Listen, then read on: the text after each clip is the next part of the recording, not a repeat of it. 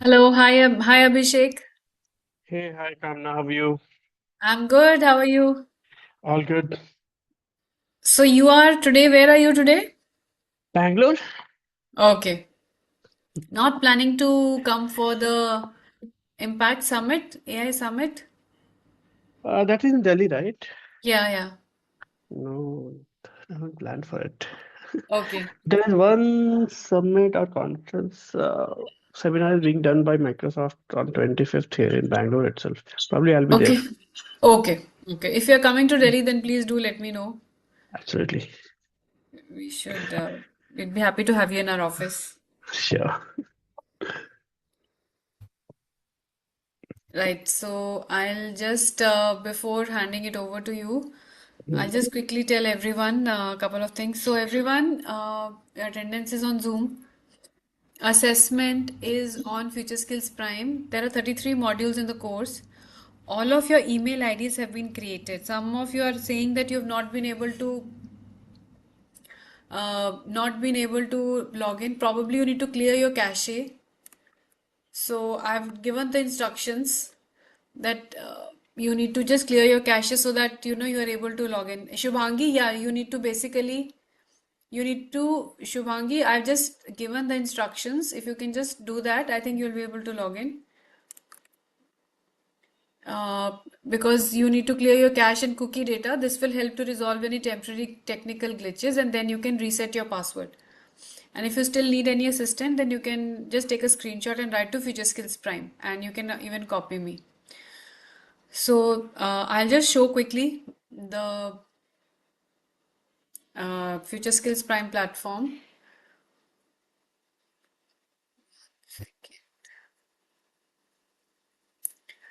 Future Skills Prime. And Abhishek, this time we have 830 people who have registered for this. And I think every day we are getting about 350 people are coming for the class.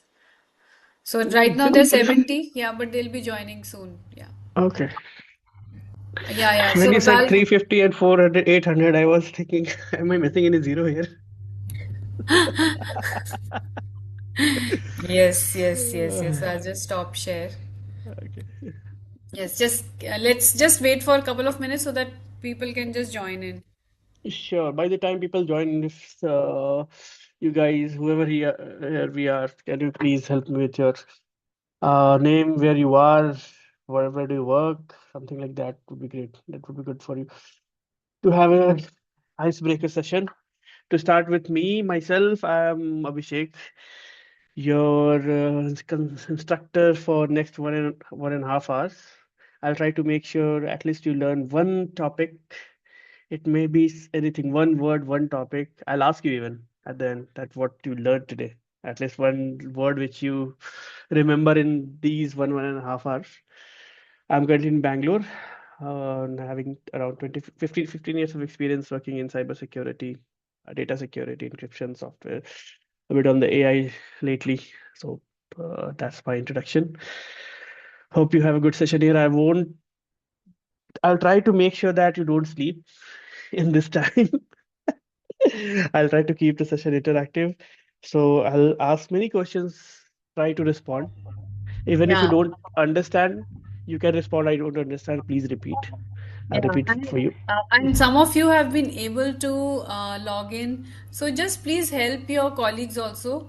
And you can also, if you have, some of you have even taken the assessment and some of you have got your certificate also.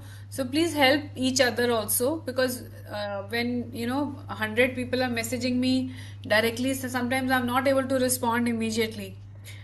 So please do help each other also. So as I told you, you need to uh, clear your cache and the cookie data so that you are able to log in. Your email and password, login ID and password, both is your email registered on Atal. Then you can reset your password. Only one email is not made, that of Miss Shraddha, that we are working on. That will be done by tomorrow. Rest everyone, your email IDs have been created. Just clear the history so that you can log in. And I today I have my colleague Mir also with me. I'll just see if he has joined. Mir, yeah, Mir is here. Mir, I'm also making you the panelist, and you can switch on your camera if you want. So Mir is my colleague, and for any of your queries, after you have cleared your cache, and if still there is an issue, then Mir will help you. You can message him, uh, and he will help you to resolve any queries that you may have. Uh, you have three cards there in Future Skills Prime. You have to do the first and the third one. So as I was showing you, I'll just quickly show that also. Sharing my screen again. Yeah. So in Future Skills, you will be going first. You will just need to log in. Okay. I already have created my login ID. You'll need to give your email registered on Atal. That is your login ID also and password also. Uh, then you go to groups. Okay. So if you can see this groups, just type yes in the chat. Okay. This is the groups. Pema, Radhika ji, please see this. You have to go here. Please see carefully. You have to go here on groups. Okay. I'll just take this up. This is where you have to go in groups. Once you go on groups, you have to refresh the page. Okay.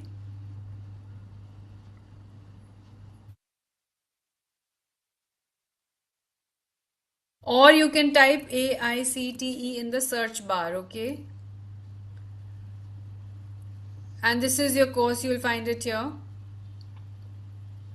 AICT Atal Online DAF. Just type yes in the chat if you can see this. Praveen Kumar Loharkar ji, I must congratulate you. You have completed two courses. Great. Clapping for you. And I think I'll encourage everyone to finish the course. This first card is mandatory, and this is the assessment that you have to take. It is completely free of cost.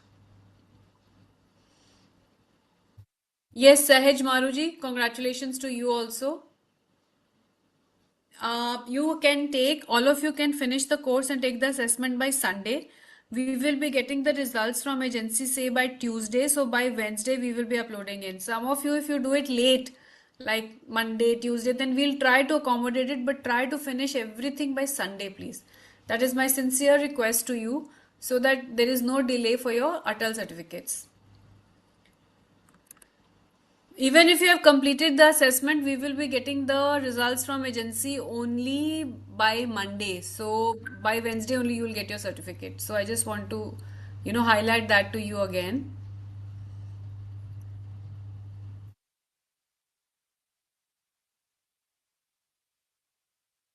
I'm just stopping the share. So I hope it's clear.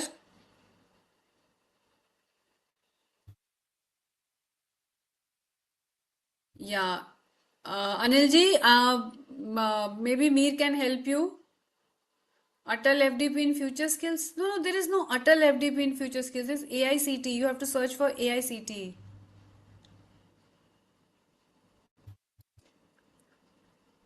Yeah, Mir, please reply to them and please help them to sort out their thing. So Abhishek ji, we are almost 10 minutes into the call and we have almost 170 people who have joined. So maybe you can start.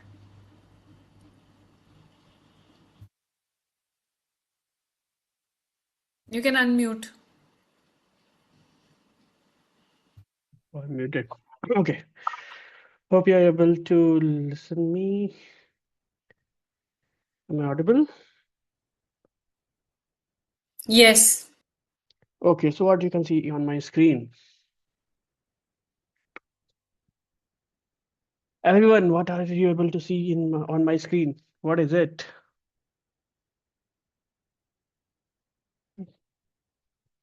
I can only read. Yes, yes, yes, yes. Thank you. Ah, London Bridge. No, it's not London Bridge. Everyone is wrong. It's not London Bridge. This is not a. No, Thames River is fine, but that is a backdrop. But what is the structure? No, Australia. No, no. It's a bridge, yes, but this is not a London Bridge.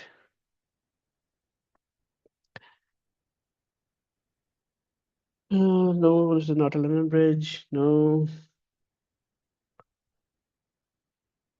Okay, so the name of this bridge is Tower Bridge.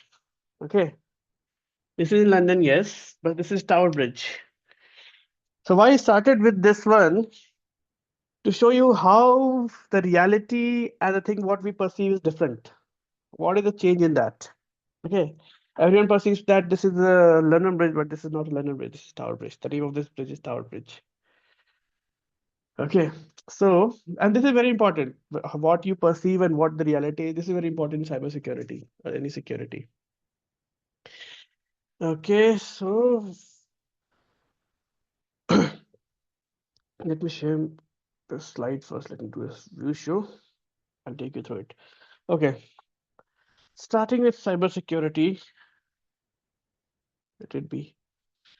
Uh, in the backdrop, if we understand why cybersecurity is coming into play, but before going to that, what is cybersecurity itself is?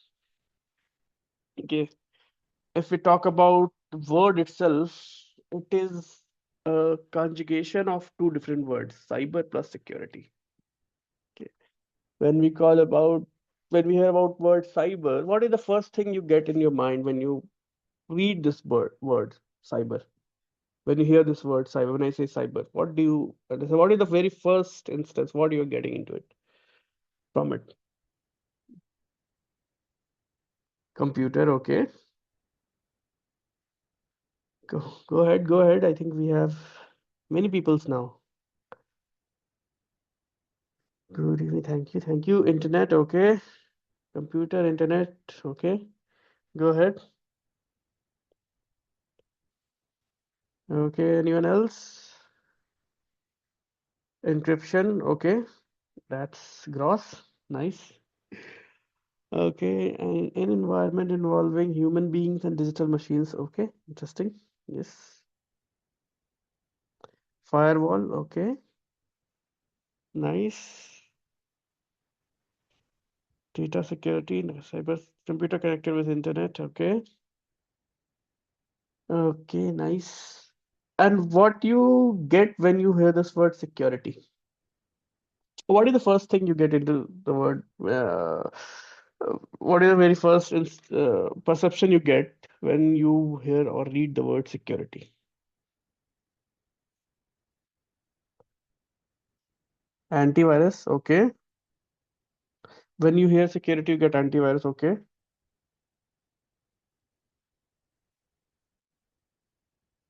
VPN protection, protecting the things. So things are positive, nice. No one can breach the system, nice. VPN and antivirus, I can keep that as a neutral, but others like protection, protecting the things, that is nice, positive thing. Safety, unrestrict, unauthorized access, nice. So everyone is going to into the positive aspect of it, nice. Anyone, do you think that whenever there is security, something is an issue, there is an issue, there is something like a showstopper kind of thing or anything like in that in those perspective? I had this answers in the previous sessions as well. That's why I'm asking. So, anyone? Digital security, confidentiality and integrity. Okay. Okay. CIA. Okay. Everyone is learned here. Nice. Nice. Okay. So, first with the word cyber.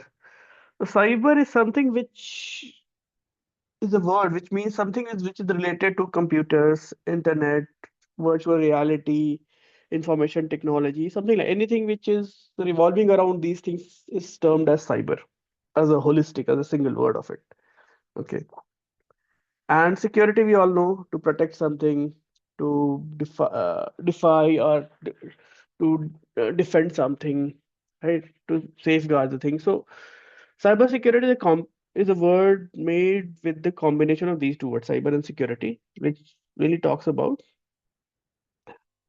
safety of the data, safety of the system, safety of the individuals.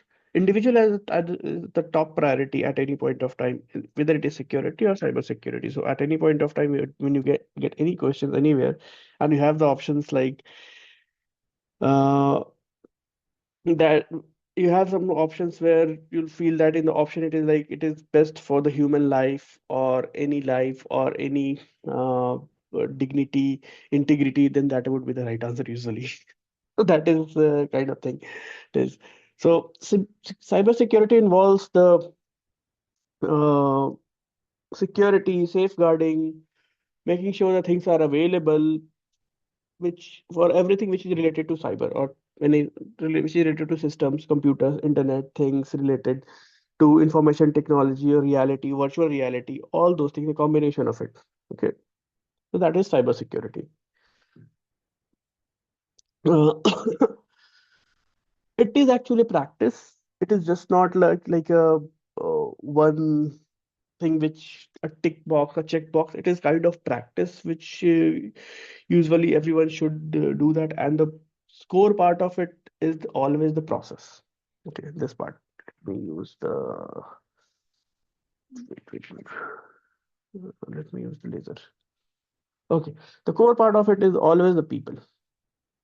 So at any point of time, cybersecurity or security, the core of it is derived using process, technologies, and at the center of it is always people. See, it's all this everything is derived or placed for the people. Okay, if it is a process, it is for the people, by the people, through the people. If it is technology, it is again by the people, for the people. Okay, what it does, it actually helps us to safeguard our systems, our data, our applications to from the malicious threats, malicious actors. When we take call as malicious actors could be anyone. It could be another employee. It could be someone sitting miles away.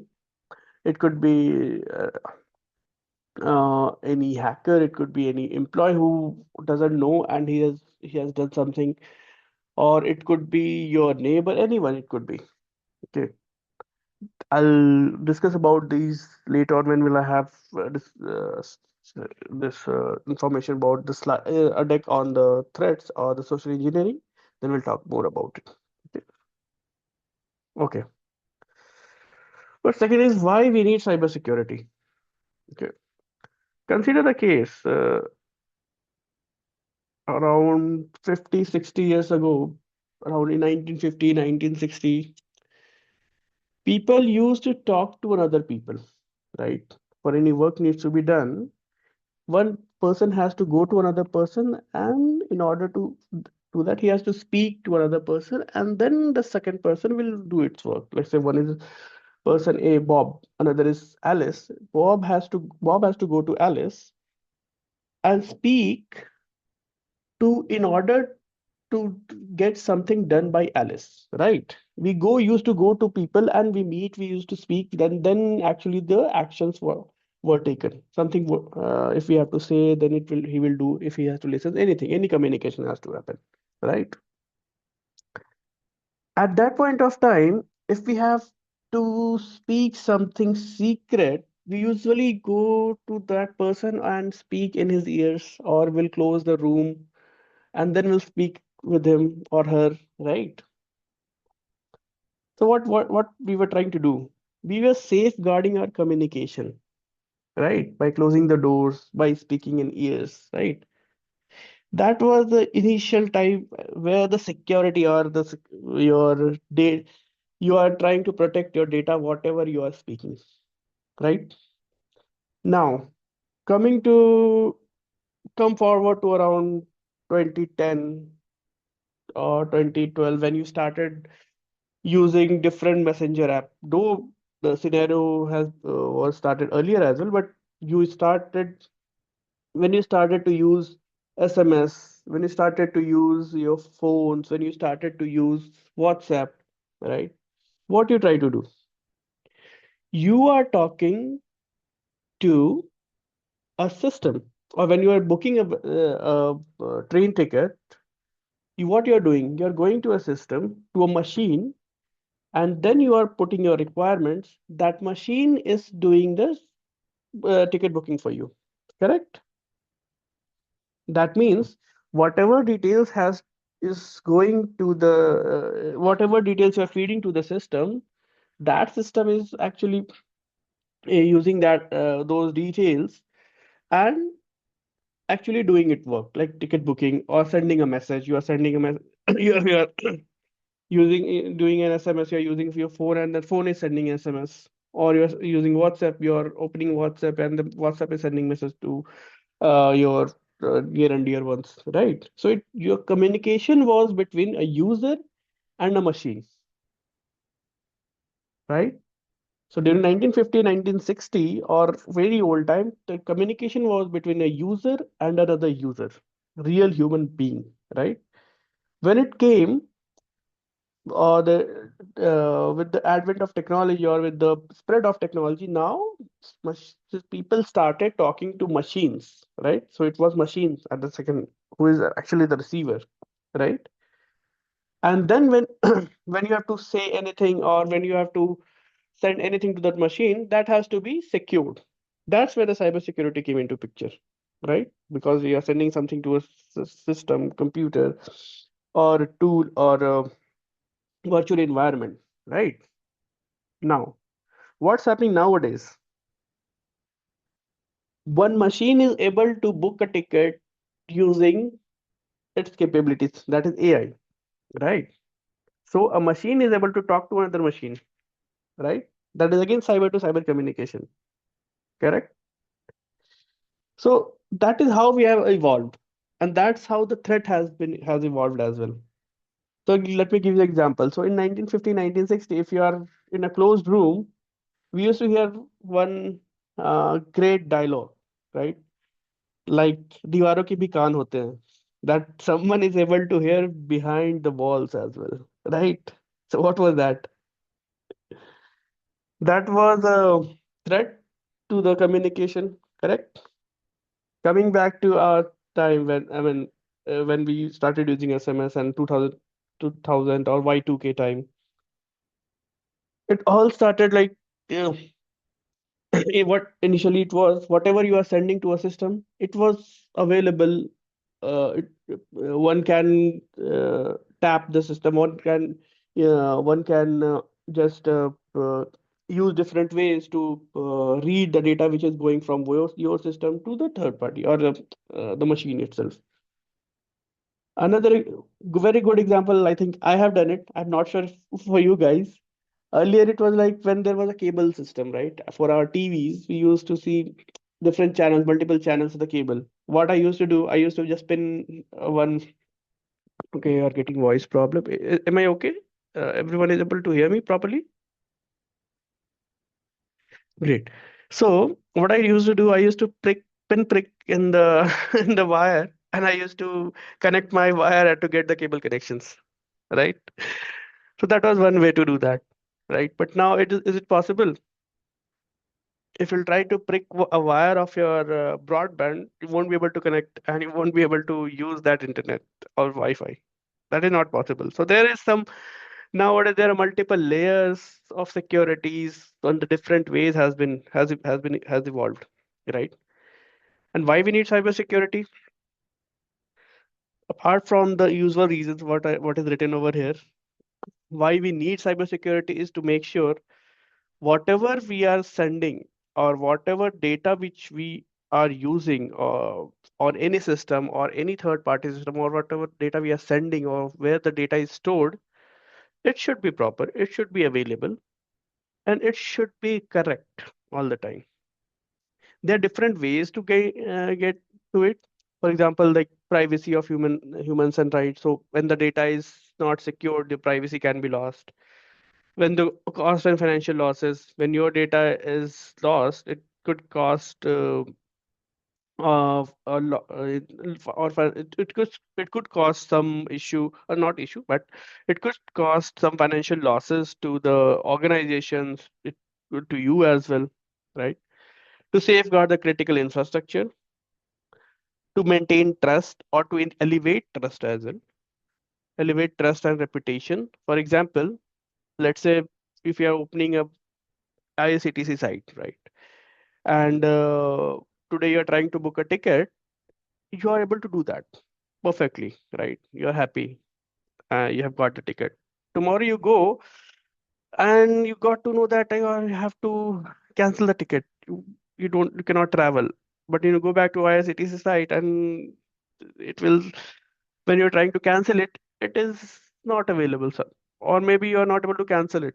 It doesn't have any option to cancel it, right? So will you'll have a trust into the system at that point of time. No, right? There would be a deficiency in the trust or reputation. So it is important to have the systems available to make sure the trust is there, to maintain the reputations, regulatory and legal compliances. So, for example, if the data is stolen, who would be accountable? Who ha who would be accountable? Who should be accountable for your data? Where the data is being stored? Till what time they should be accountable? All those laws are created or are framed using this regulatory and legal compliances, and all the organization who is collecting the data has to abide by this. That's why you also need cybersecurity. And to maintain the business continuity, there have been the cases where uh, because of the data loss, systems or the businesses had to be closed. So in order to maintain business continuity, or in order to make sure the systems are available, cybersecurity is required. So this is and in a nutshell, cybersecurity is actually required because it protects this and preserves the trust of the data, prevents financial losses, ensures operation stability, and enhances the integrity of the individual, enhances the trust of the individuals and the nations in the digital world.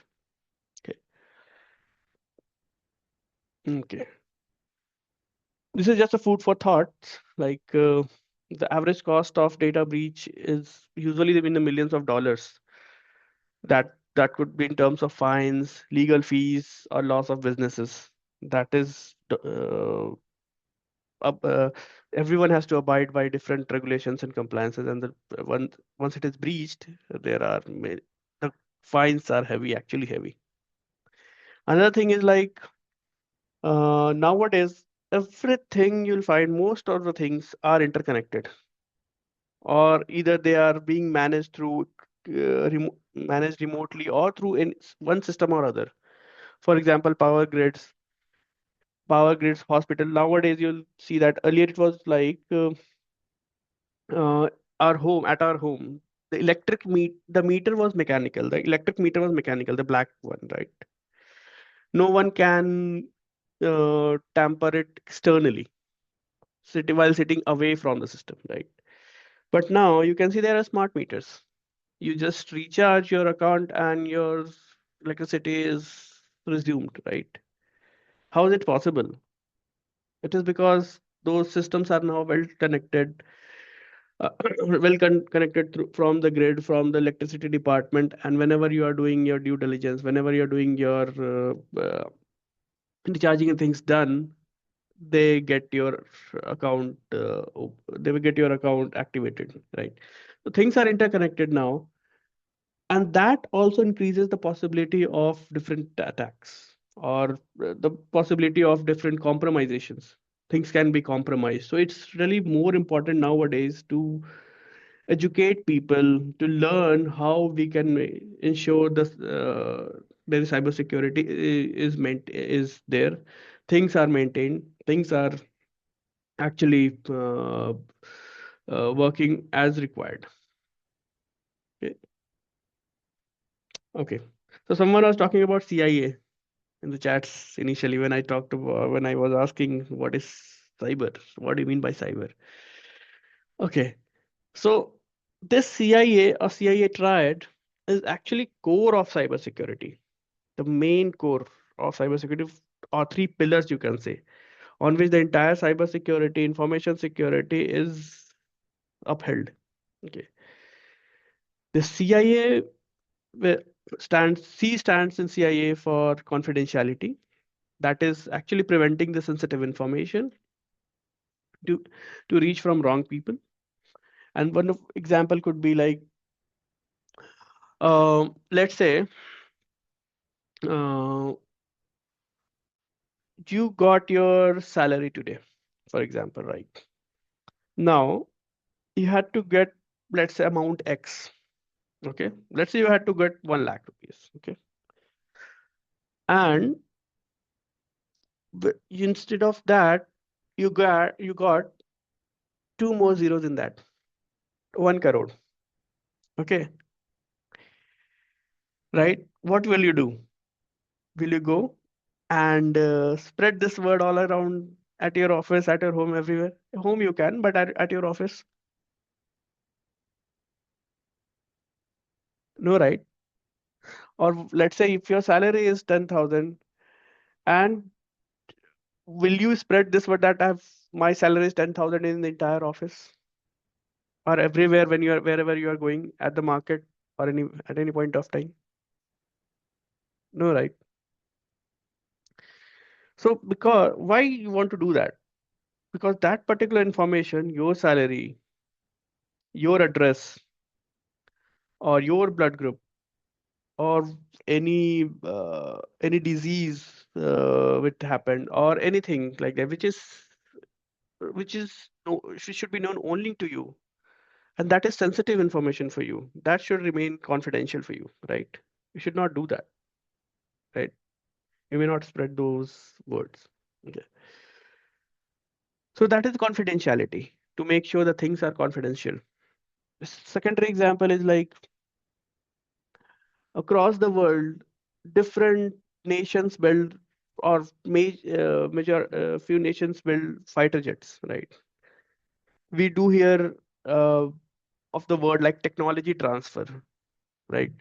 When we nowadays many is more often when we hear about the words F-35 and Su-57, then we do hear one line like US won't transfer the technology, but Russia will do that, right? What is that? Why it is like that? We are aligned with it. Why we are trying to get those things? Why they are not sharing with everyone? Why US is not sharing with every nation that how F-35 is built or how a bomber is built, B-2 bomber is built? It is confidential for them, right?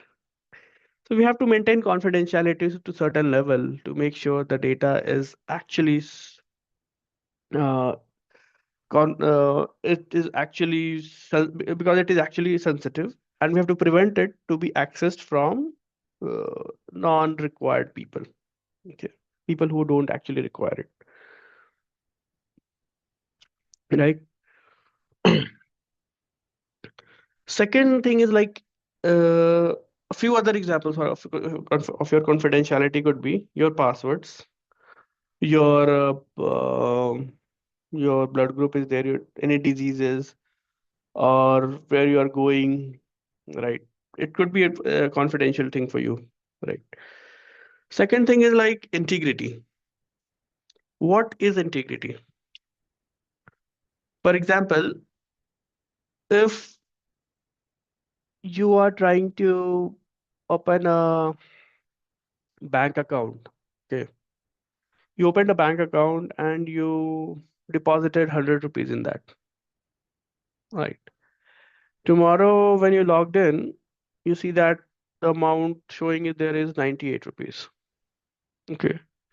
Day after tomorrow, when you logged in to your, you try to check the balance, it's showing 105 rupees or 500 rupees. When you got 98, you saw 98, you became sad. You try to ask what happened to that amount.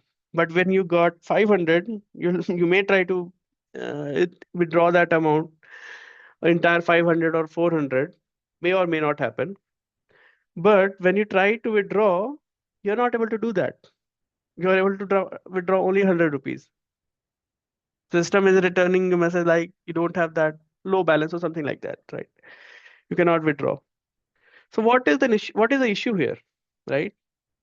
You deposited 100. At first time you checked, you got 98. Second day you checked, you got 500. When you try to withdraw, you're not able to withdraw 500. So there is some issue, right?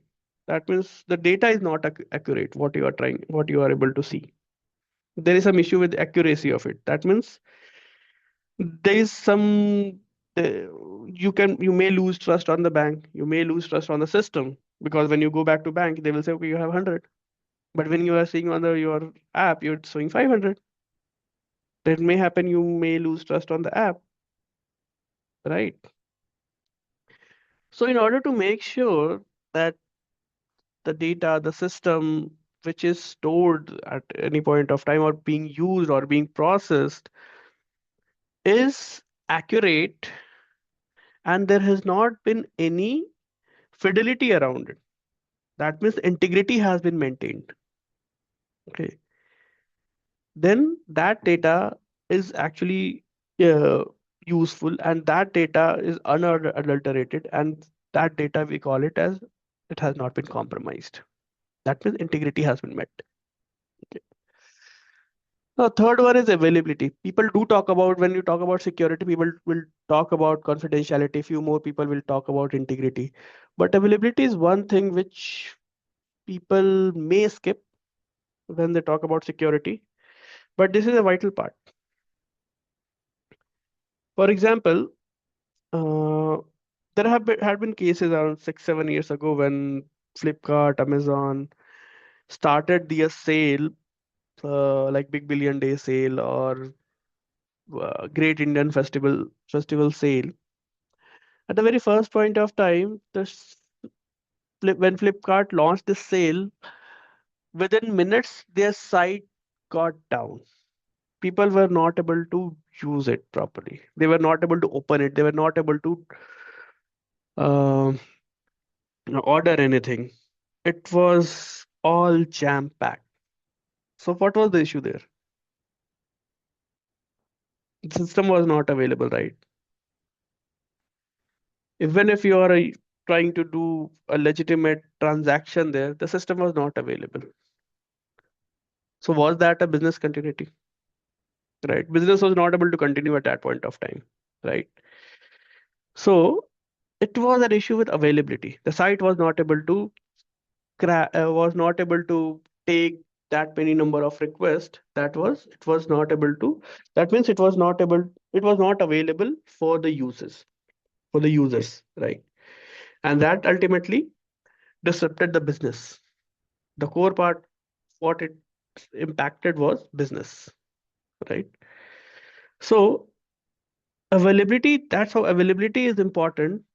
And we need to make sure, the system should make sure that it is available for the authorized users who has to access the informations or the assets at that particular point of time, whenever it is required to them. It should be available.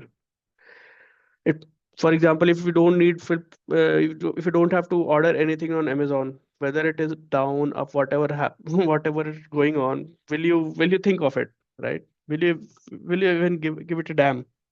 No, right? But when you have to order something or when you have to go or book a ticket on IRCTC and the site is down, you won't be able to do that, right? So at that point of time, it will frustrate you.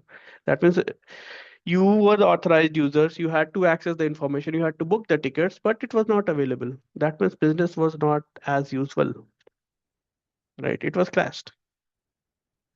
So availability was compromised in that case. So all these three things, CIA, sorry, confidentiality, integrity, availability, combinedly forms are the three pillars for security. If either of them is compromised, we say that security is compromised. Okay. Any questions, anyone? Please feel free to drop. I'm tracking the chats as well. Okay, I know it's already late evening for you guys, a long day probably, but I'll try to make sure that it is more interactive now onwards. Okay, so we talked about the pillars. Now, in the security, there are a few domains like network security, where the network is secured through any forms of intruders or any attacks, targeted attacks, or a malware through firewalls, VPNs. One question is how many way our data can be breached? Sir, I mean to say, is our data is safe in the net? Okay, that's a really good question, and that is a subjective question. Once I'll go through these slides, uh, I'll ask you this question: how it is secured, and till what extent? Because I have few things which I'll be covering, then you can realize, analyze at least. Okay. But okay. The next one is application security, which talks about. Oh, sorry. I had example of firewall and VPNs. So, what is a firewall? Okay. Anyone? You might have heard about this word firewall. You must have been seeing the icon called firewall in your Windows system or Mac system, anywhere you are, whatever you are using. You might have seen this word icon anywhere. You know what a firewall is? Is it fire? Data bound? Okay, data bound. I mean, I'm not able to make sure what you're trying to say. Data bound. Can you please explain that a bit?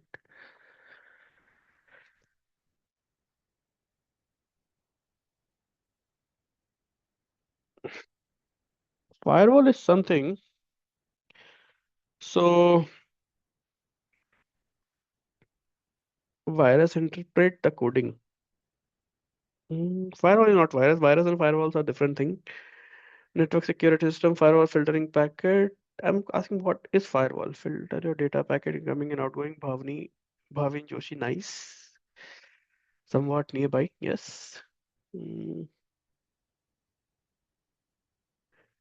and virus interpret coding. Gate between network and user. Yes. Daughter Rukumini. Rukumani. Okay. Sorry if I'm pronouncing wrong. Network security system. Okay. Okay. Well, network security. Firewall is a part of network security, but not entirely a network security. Firewall is one of a tool to use it, one of the way to enhance network security. Intermediate between internet and local machine. Okay, somewhat. Let me give you an example. You are living in your home, right? At home, you have windows, doors, balconies. Balconies has doors. Uh, you have in the washrooms you have taps. In the kitchen you have the tap, right? In wash machines you have the tap, right? So at home you get all these input and output points, right? You can enter from the gate, you can enter from the window, you can enter from the balcony and then enter from the balcony gate, right? Water is coming out of the tap, right? Whether it is in kitchen or in the wash basin or anywhere, right? So something is coming for few of the things. It is like only one way. You cannot send water. You cannot pour water into the tap and it will go, right? It is incoming for you, right? But at the door, you can go out. You can come in, right?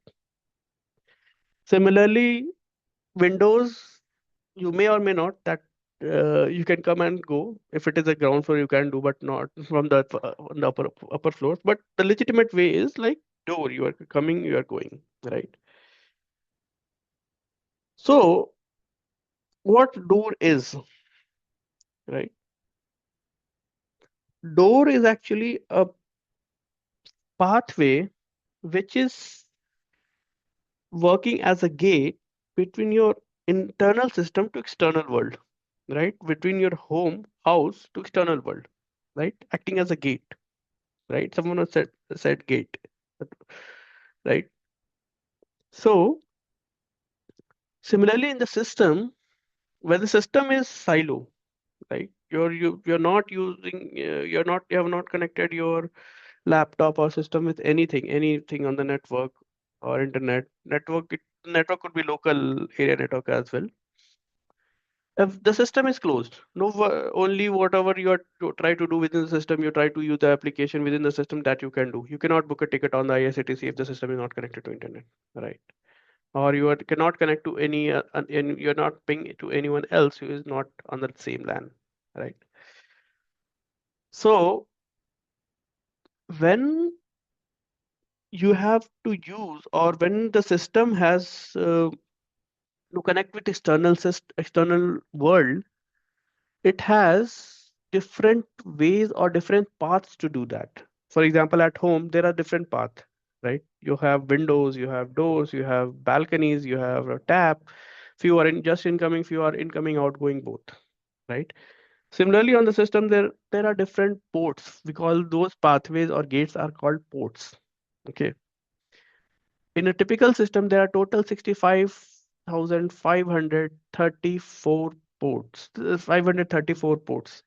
That is 2 to the power, example, 2 to the power, I think, 16 ports, if I'm not wrong. 2 to the power 16 ports. And it starts from zero. Few of the ports are standard. For example, when you are using any website, it will always use 443 port if someone is trying to connect to your system or you are trying to connect to a website. It will always go to 443. Similarly, there are a few different standardized ports.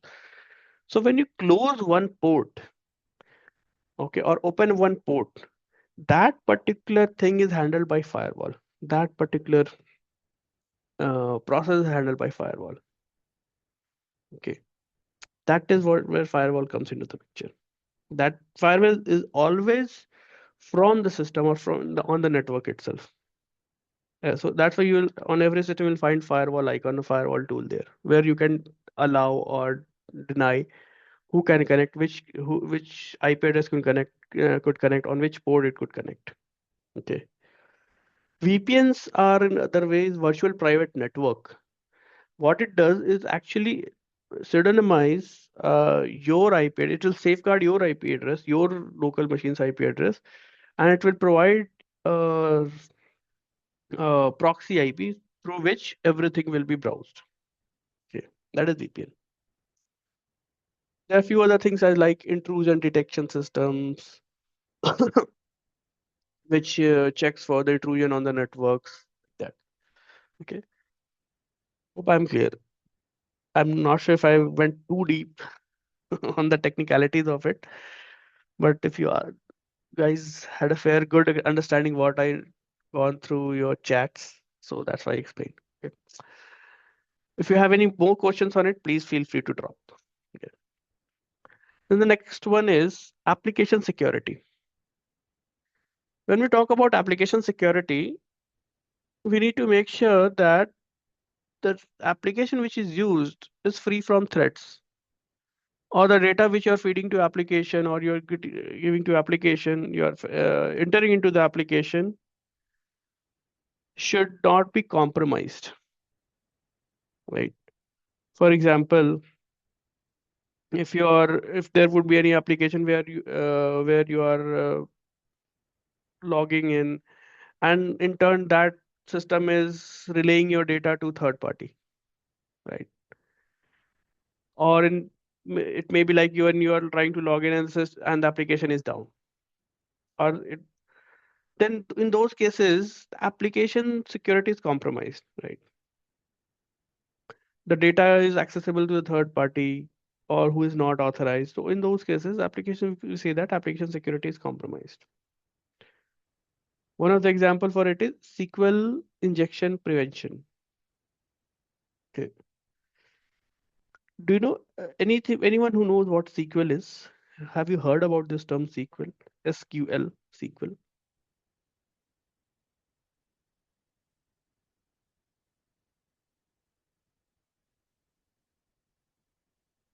Okay, SQL or SQL is structured query language.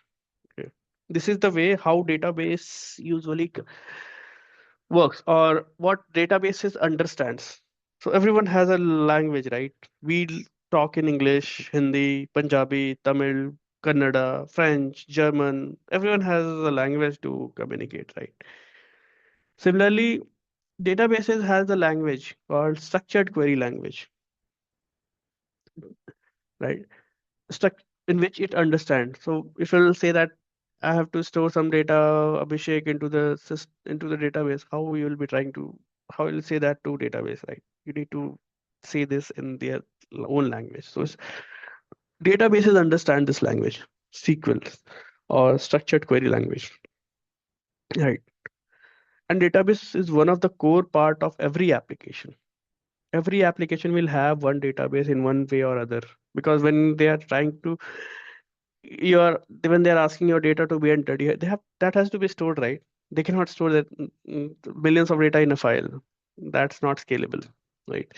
They have to use databases in one way or other, one in one form of other, one database or other. It could be there are numerous databases in the world, and one can use anyone in any for in one in for any form. Sorry, they can use database management system RDBMS. They can use graph databases. They can use cache databases. They can use mini databases, which is just for one instance they can use for few records and they can diffuse it. So there are many types of databases in the world.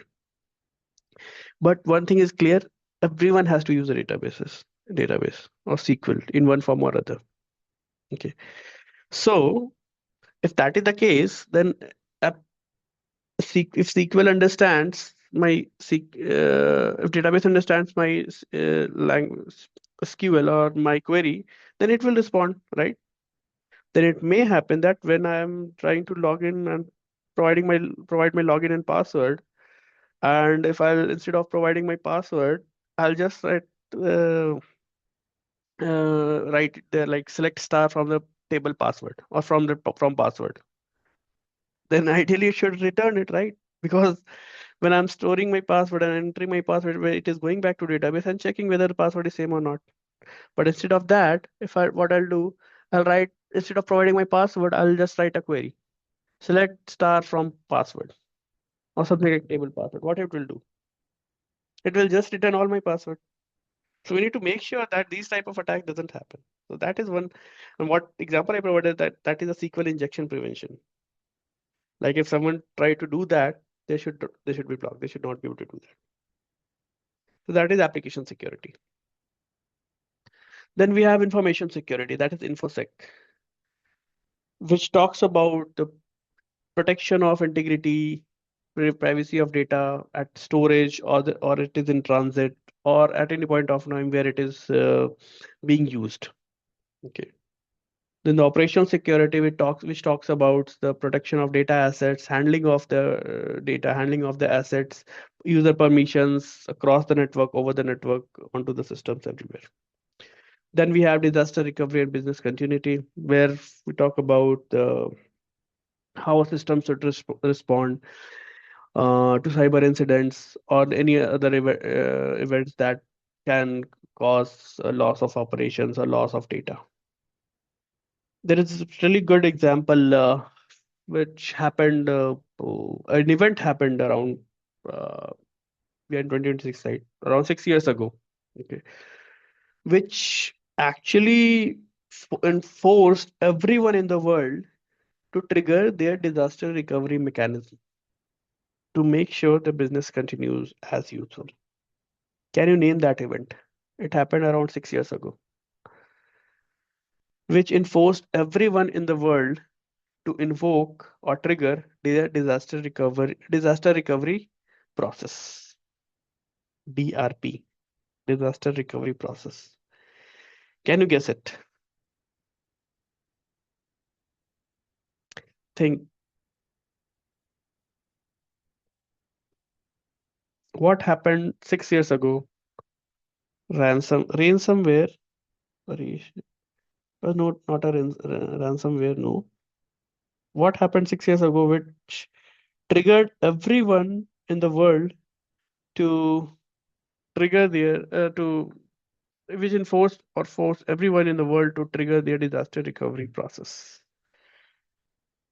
AWS, Microsoft, Mona, I'm not sure what you're trying to say here. If you can be specific. I'm asking about the event. What happened 6 years ago, which enforced everyone? Akshay said COVID. Okay.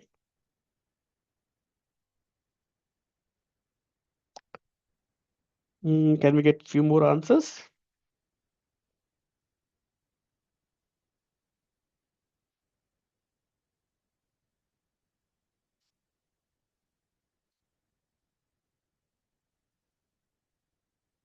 Okay, no one is responding. Everyone is sleeping or what? Corona, COVID, okay. Thinking, okay. Lockdown, okay, nice. Beirut port explosion in Lebanon, nice. But that it didn't trigger everyone to think of, I mean, to trigger that Beirut explosion didn't enforce everyone to trigger DR process, right?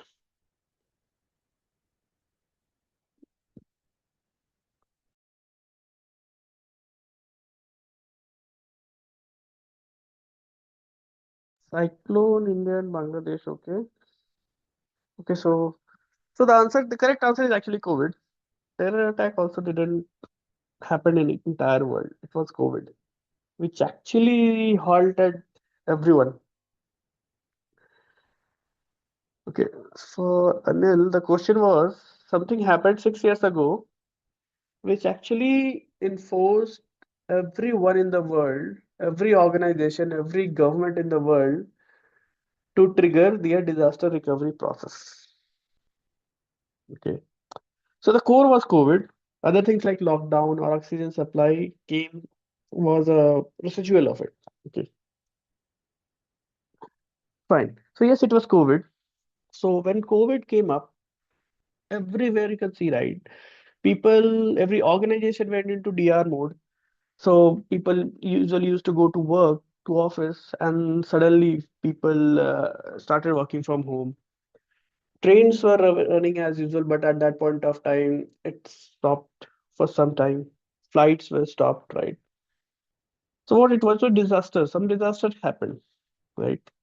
COVID was a disaster, and that's why everyone had to follow their get back to their disaster recovery mechanism to start a disaster recovery mode to start their disaster recovery process.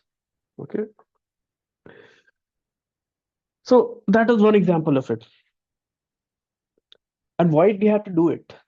Why they had to start the disaster recovery process? Why they had to start, for example, employees? Why people had to companies had to start allowing work from home, right?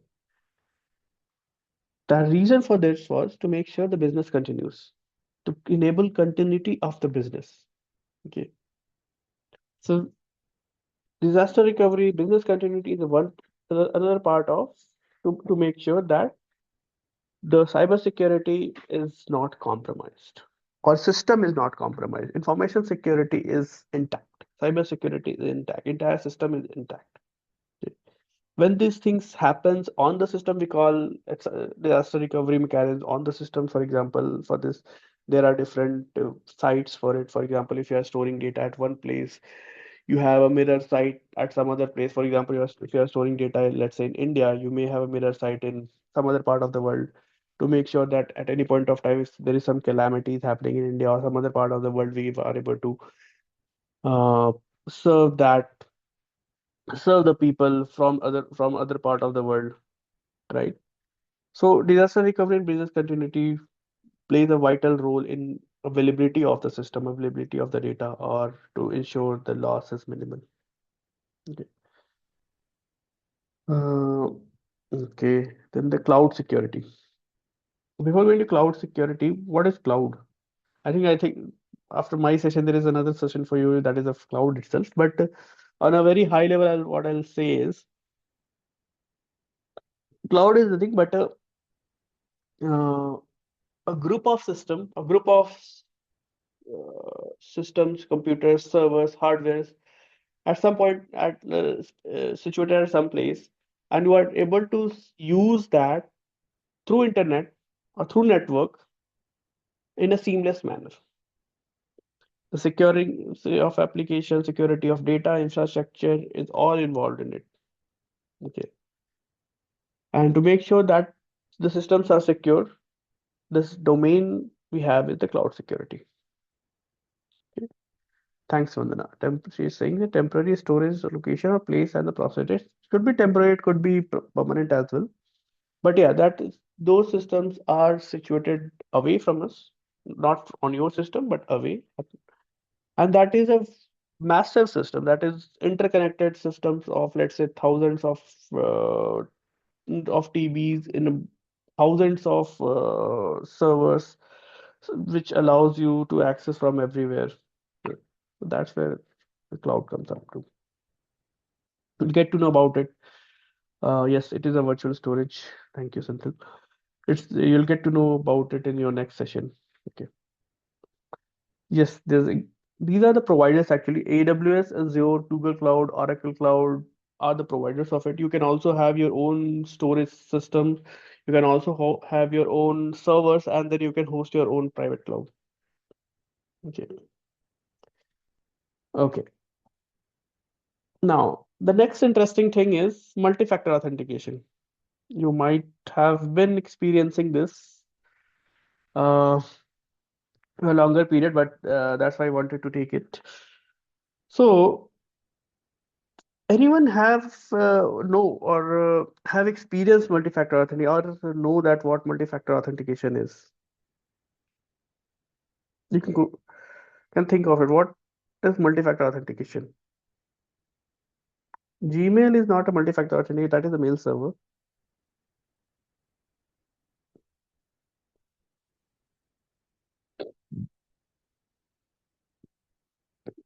You can activate it, Amit, pass key. Okay.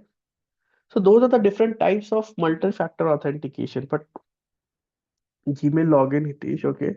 Two-way authenticator of Google, yes. That is more of it. Passkey is yes, that is multi-factor authentication. Chat GPT is not multi-factor actually. Dr. Sita is saying that OTP and password, yes. The combination of it, yes. So when we say so for what an authentication first? Authentication is actually when you are making sure some that the access or the resource which a person is trying to access is authorized. So if I'll go to a hotel and I'll say that I'm living there. I want to I'm staying there. They will ask me, right? Where is the keys? Where is your booking ID, booking information, right? So what they are trying to do, they are trying to authenticate whether I have the authority to stay there or not, right? When you go to the train, when you try to board a train, when you try to board on a flight, what the first thing at the counter you do? You show. That is your ticket, right? So that is your authority that you are liable for that particular journey on that flight, right? So, in other words, when you are using the phone or when you are trying to log into a system, to a website, it's in fact for the Gmail itself, they ask you to, when you try to provide the password, they ask you for a few things. Like they may ask for your OTP or a number, they're sending notification to you. But what they are trying to do, why do they do have this multiple thing, right? They can just get this login to password and done, right? Or they can just get your face scan and done, right? Or just the fingerprint and done, right? But why they are having this? Why there are multiple ways that they are trying to do, and what it actually called? hmm Thanks everyone for showing, providing so much answers. Nice, I like it. So, but yeah, so uh, in order to make sure that the person who is trying to access this particular resource is actually a authentic person or authorized person, it has to have some information. It needs to verify some information, right? It because the system at other end on your system, it's not a person who is checking it. It's a system who has to which has to make sure that only the authorized person should be able to log in, who is able, should be able to access the data which belongs to him only. So at any point of time, if someone else will try to log into Gmail in your Gmail account, then that won't be a right way, right? So how system will get to know that? One way is like it can authenticate using just password, but password someone can steal the password and someone can log in. Then what's the next way? The next way is usually now they can send a OTP or one-time password to your phone. They can then they can make sure that you are the only one who is trying to log in, or you are the authorized person for it, right? Or the other way could third way could be they can use fingerprints, face scans, right? So what these are actually are. So when we say that the, when we are trying to authenticate, we have three things like something you know that you know few things like you know the password, you know the pin, you know the security questions, or something you have. That means you get the OTP, you get the code, or you get the token on any hardware, or something you are. That means your fingerprint, your face scan, or iris scan, voice recognition. So something that cannot be changed, right? That is totally belongs to you, something you are. So when either of these three things, like something you know, something you have, and something you are, in either of these three, if two of them is used, we call it multi-factor authentication. Okay. Or we can call it two-factor authentication itself. Both are interchangeably used. Both are same thing. Multi-factor authentication or two-factor authentication. So at any point of time, if out of these three, if either of ways are used for authentication to make sure that the person who is trying to use is authentic, that is termed as multi-factor authentication. Okay, you might have seen this nowadays at many point of times, like you're logging to bank account or you are trying to book tickets. You'll get these. It will try to ask more than one information. Either even the passkey, which someone said that yes, that is a part of this multi-factor authentication. Biometrics is a multi-factor authentication. Aadhaar card changes, yes, for that you also need multi-factor authentication. So there are different ways for it. In a nutshell, it is all about your knowledge, your possession, or inherence. Something which is in your mind, that is your knowledge, your cognizance, something which you possess, you have it, or something you inherit. Your fingerprint, face scan, you inherit it. Your OTP, you get the OTP, that means you're possessing that OTP, right? And something the knowledge, which is the PIN, password, you remember it, or you have this in your cognizance, right? Okay. Swiss bank account, Akshay, nice. Okay. Now, everyone, if you can you can scan this particular QR code, you'll have a good question. One question only. You have to just answer that. And let's see what's the result it would be. Let me tell you the question itself. The question itself is, if I go to bank branch with self-check, is it a multi-factor authentication or not? Just answer it. Scan it and answer it. Don't answer here. If you can scan it and answer, that would be better. We'll get the results on the Mentimeter itself. If you're not able to scan it, you can go to the URL there.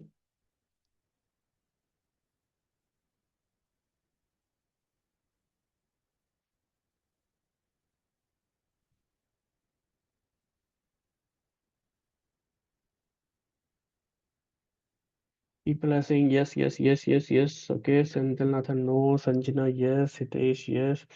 Yeah, yes, yes, not yes, but yes, Nirmala, yes, there are many people. Nice. So I can see six people have said yes on the QR code, and five are saying no. Interesting. We have got few more yes here, less no. Okay, interesting. Yes, Shilpa is saying no, Anju is saying no, Reganti is saying yes, Valva Ravi is saying yes, Shubhangi is saying yes, Satendra is saying yes, Devarajan yes. Interesting, interesting. 7 and 5 on the Mentimeter. Keep it coming. I don't know how many people are there on the Zoom. There are 321 people. As we got 10, 16, and here we have got around 20. So we are still 360. We have 110 of people here. Go ahead. At least I need one third. 100. Go ahead. Go ahead. Go ahead. Yes, no, yes, no, yes, no. Yeah, yeah, yeah. Yes, no.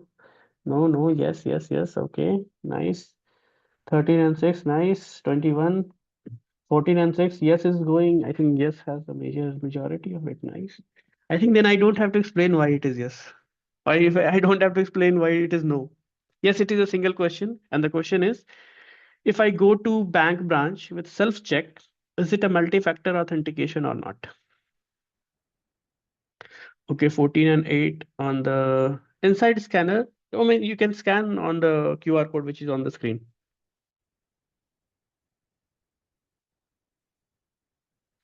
Okay, 14 and 8. Nice, nice. 14, 9. Oh, nice, nice. But still, yes is leading.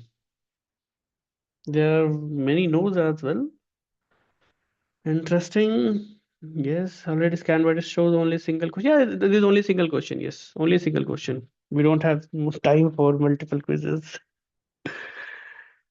Position verified, knowledge verified, something you know, identity match, rank. Okay, the answer is yes. Gargi Chauhan, the answer is yes. 59.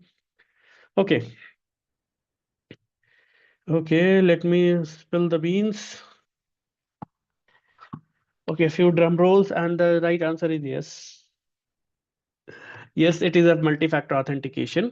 The reason why it is, when you go to a bank branch and you are taking a self-check, when you go with a self-check, that means you have signed that check, you are trying to withdraw money for yourself, right? When you go to the counter, they will ask, they will see you, they will see the check, and they will enter the account number, and they will get a nice portal, right?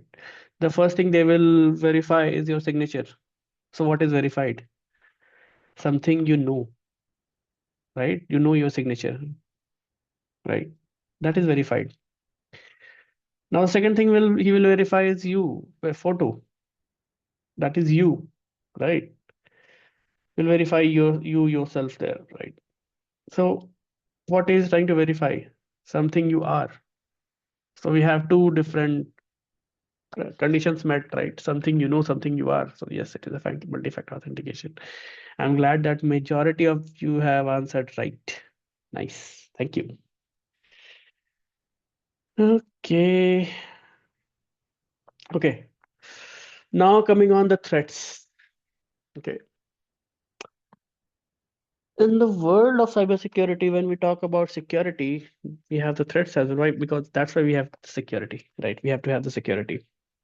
Few of the threats are man in the middle attack, which is actually something which is someone is able to sneak the data which you're sending over the network. Then it is man in the middle, someone who is sitting between two parties and trying to steal the data. That is man in the middle. Denial of service. Good example which I showed you, we discussed was the Flipkart one, but that was not a attack. Denial that is just a denial of service, but that was not an attack. Okay, that happened because of multiple internal application issues or application limitation at that point of time, but that was not an attack. But does look similar to it. Okay, that the service is not is overwhelmed. The service is overwhelmed with the multiple requests, and it is not able to respond, or it is not able to respond, or it is exhausted already with all the requests and it is not able to serve it, then it is denial of service.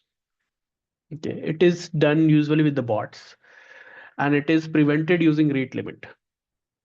Rate limit is something like we limit like only 10,000 multiple or simultaneous requests would be handled by the gateway or by the system. We limit it. Anything which is coming beyond it will be queued up. Okay, or that will be everything is which is coming beyond it, it will be sent to another server or another data center, something like that. Okay.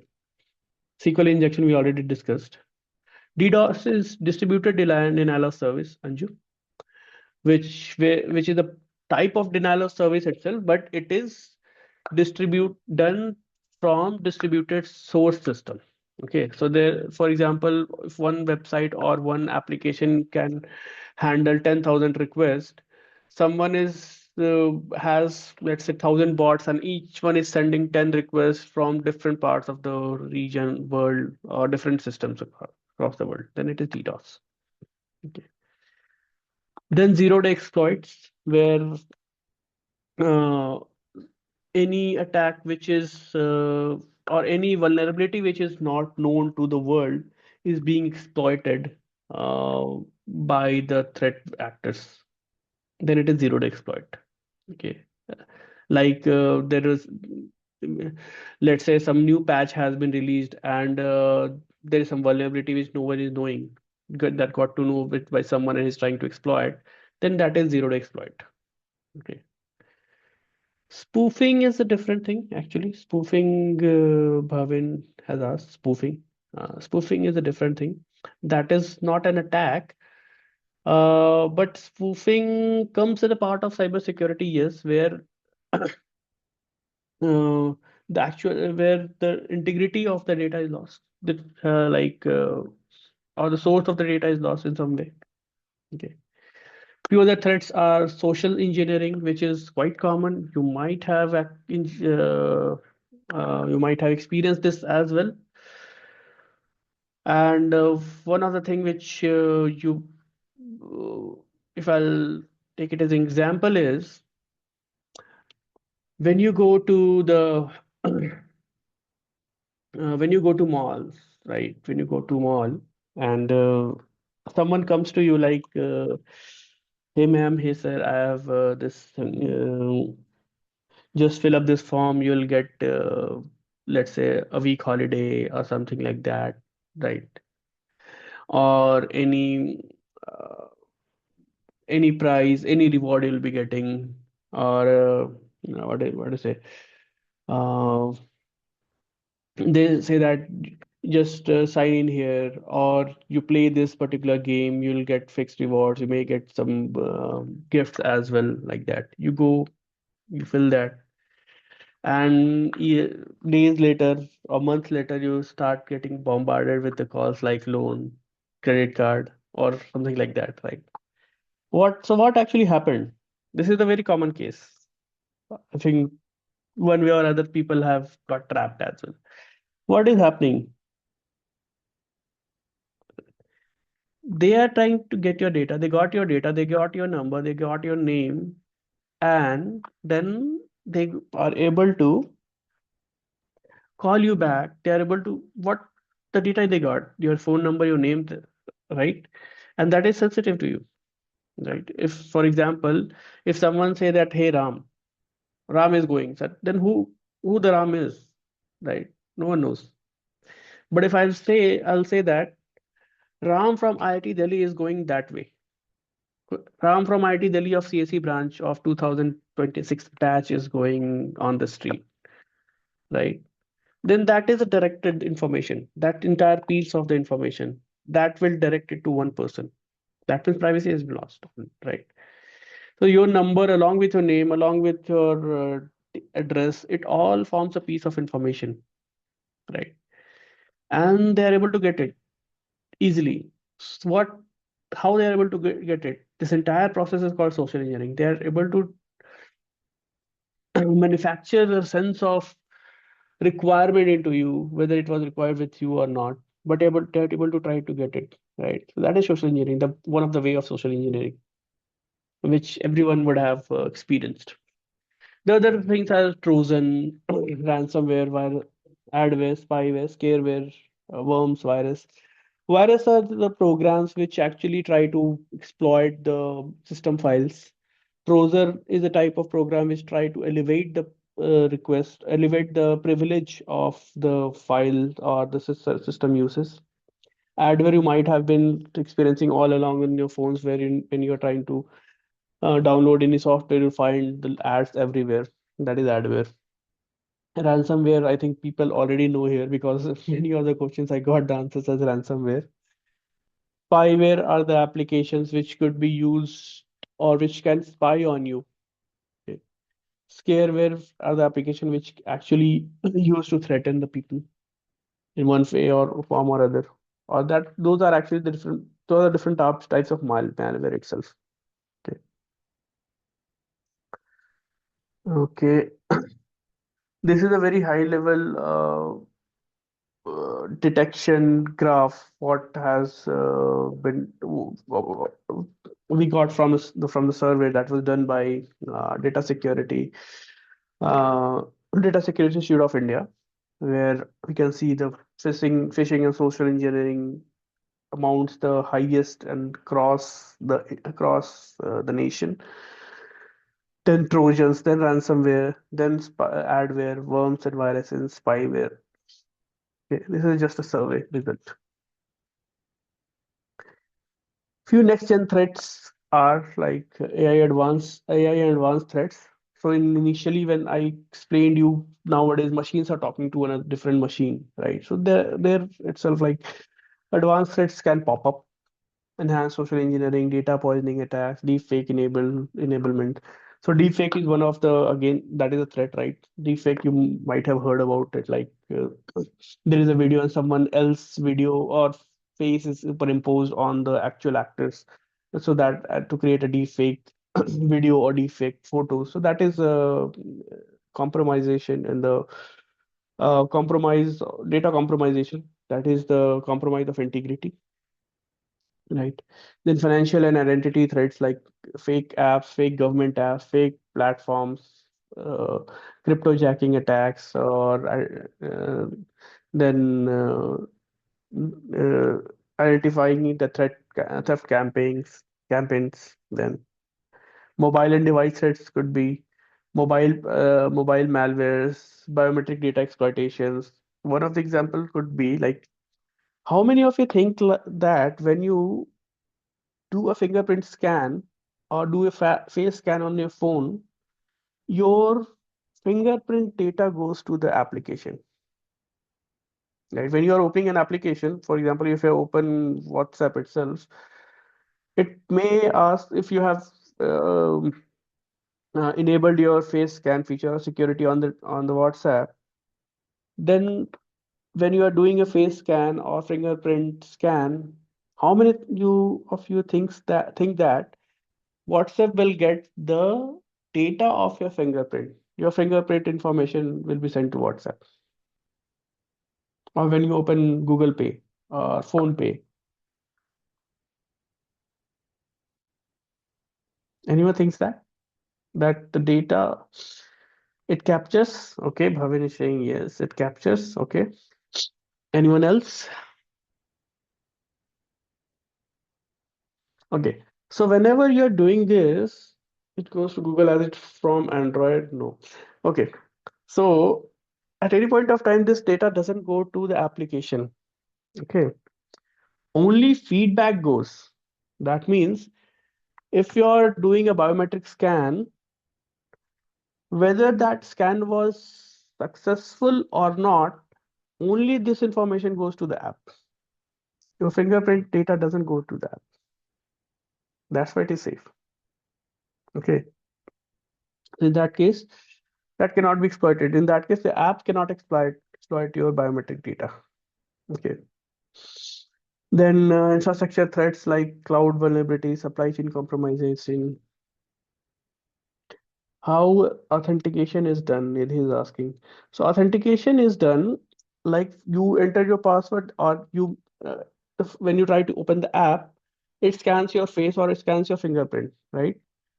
When it scans your fingerprint, what it does, it will pull in your PIN or password and directly feed it into the application, right? It was like your fingerprint was stored as a password. No, right? It was your password or PIN was that was stored in on your phone, right? So when it is scanned, the scanner what provides whether the person finger or face that has been scanned is a legitimate or not. Okay. Is it actual or not? Is it 0 or 1? If it is successful scan of a successful person, then it will say yes. Then where it will go? The app will go to the password where it is stored. It will be able to read that password and it will be able to retrieve, and you'll be able to log in. And that's how the authentication is done. This is the entire process of authentication. Okay. Nidhi, hope I'm clear. Okay. RSA is different thing, Nidhi. RSA is actually algorithm for encryption for well, public encryption, PKI, infrastructure.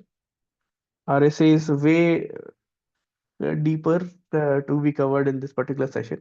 But if you need it, you can drop me a mail. I can explain that. Okay. RSA. RSA is used in different ways for encryptions and for digital certificates as well, or digital signature as well. Okay. Okay. So emerging tech vulnerabilities like zero-day exploits, quantum computing threats, AI system attacks, VR platform vulnerabilities, and all. Now, I think we have already have few minutes and have to do many other things. Okay. So we talked about everything like threats. We talked about confidentiality, integrity, pillars, every too many things. But why we are doing it, right?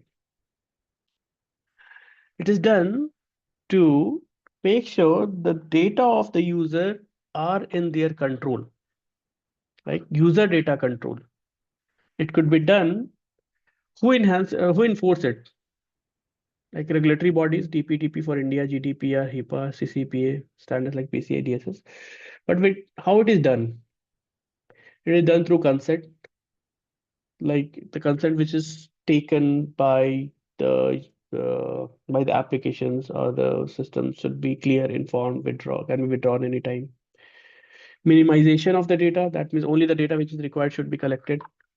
User rights, like what are the rights of a user on the data which he has provided, like it should be correct, he should be able to erase it, he should be able to nominate who can access or for whom data it should be used, access to the data, accountability, who has the duties to safeguard the data, then retention, how for how long the data will be stored with at the application and or at the business end, purpose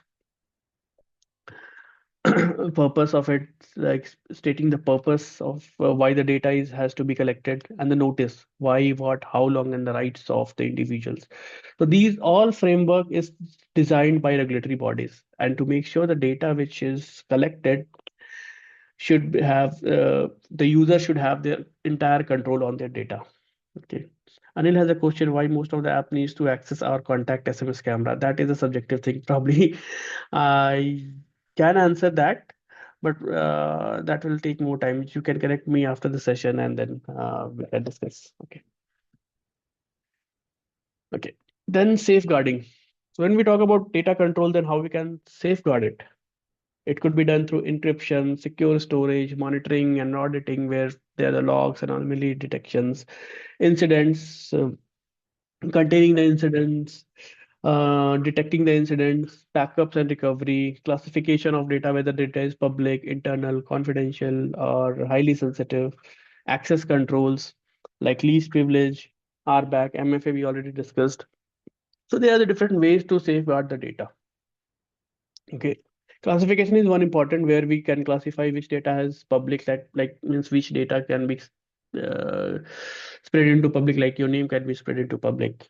Internal, that which data could be internal only. which you want to keep it with your internal family members. That could be your uh, bank account details, your insurance numbers, confidential, which data you want to keep that to you and very close people, close persons, right? That could be confidential to you. And there could be few data which could be highly sensitive, and that should be restricted to you, and you only should not be able to tell this to anyone else. So these are the different classifications one can do. This is very important in terms of the industry, in terms of the government. For example, a government, there are confidential data or restricted data. There are few data which only PM should know, right? Then that should be highly sensitive or restricted. There are confidential data as well. Similarly, for the public and internal purposes, there are security operations, which I'll share the the PDF of it, which you can go through, and that is just the expansion of all these things: safeguarding, access controls, DR management, everything. I'll do that. I'll share that so that you get the file. Okay, and then you'll be good with that. And then how we can adapt it. The easiest way to do that: keep your phone system safe. You lock it. You make sure that it is locked all the time. Whenever you have to use it, just unlock that at point of time only. Don't trust anyone. Don't trust any system. Trust yourself. Adopt zero trust mindset. Patch everything. Patch all the time. But whenever there are new patches, try to install. Try to use it. Practice backups. Secure. Try to avoid using the public Wi-Fi's. Defend your endpoint. Defend your system. Defend your phones. Defend your laptops. Defend your speakers, your cameras, everything. Those are everything is an endpoint. Okay. And through this is a long road. I think I've tried to cover fair portion of it.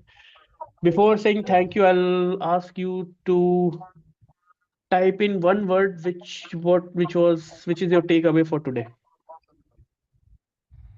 which you learned, which you understood fully, maybe partially, and that you'll try to think around it, maybe today, tomorrow, whenever you get time. Okay, safety is in your hand. Nidhi, thank you. Thanks, Bhavin. Paresh, security, cloud security, CS. Okay, nice. Be secure and safe. Authentication, cyber security. Thank you, thank you, thank you, thank you, everyone. Thank you so much, Abhishek, for that session and explaining all the concepts very in a very simple language so that everybody can understand. Thank you so much for that. You Please do share your presentation with me so that I can share it with all the faculty absolutely members. sure. And now I would like to welcome our next speaker, our next trainer, Mr. M. Choklingam. He's director, NASCOM AI, and he's also joining us from Bangalore. Hello, Choks, how are Uh, you? fine, Kamna. How are you? I mean, I'm audible. So, Yes, you're audible. And yeah, for this yeah. particular batch, we had 800 plus registrations. And every Ah, day, almost 350 faculty members are joining us. Today, also, we have almost 325 members who are with us today. that's amazing. Yeah, Yes, that's amazing. And kudos to the spirit of all the faculty members. They are engaging, they are asking questions. And the email IDs for some were not enabled over the last few days, but now everything has been enabled except Shraddha ma'am.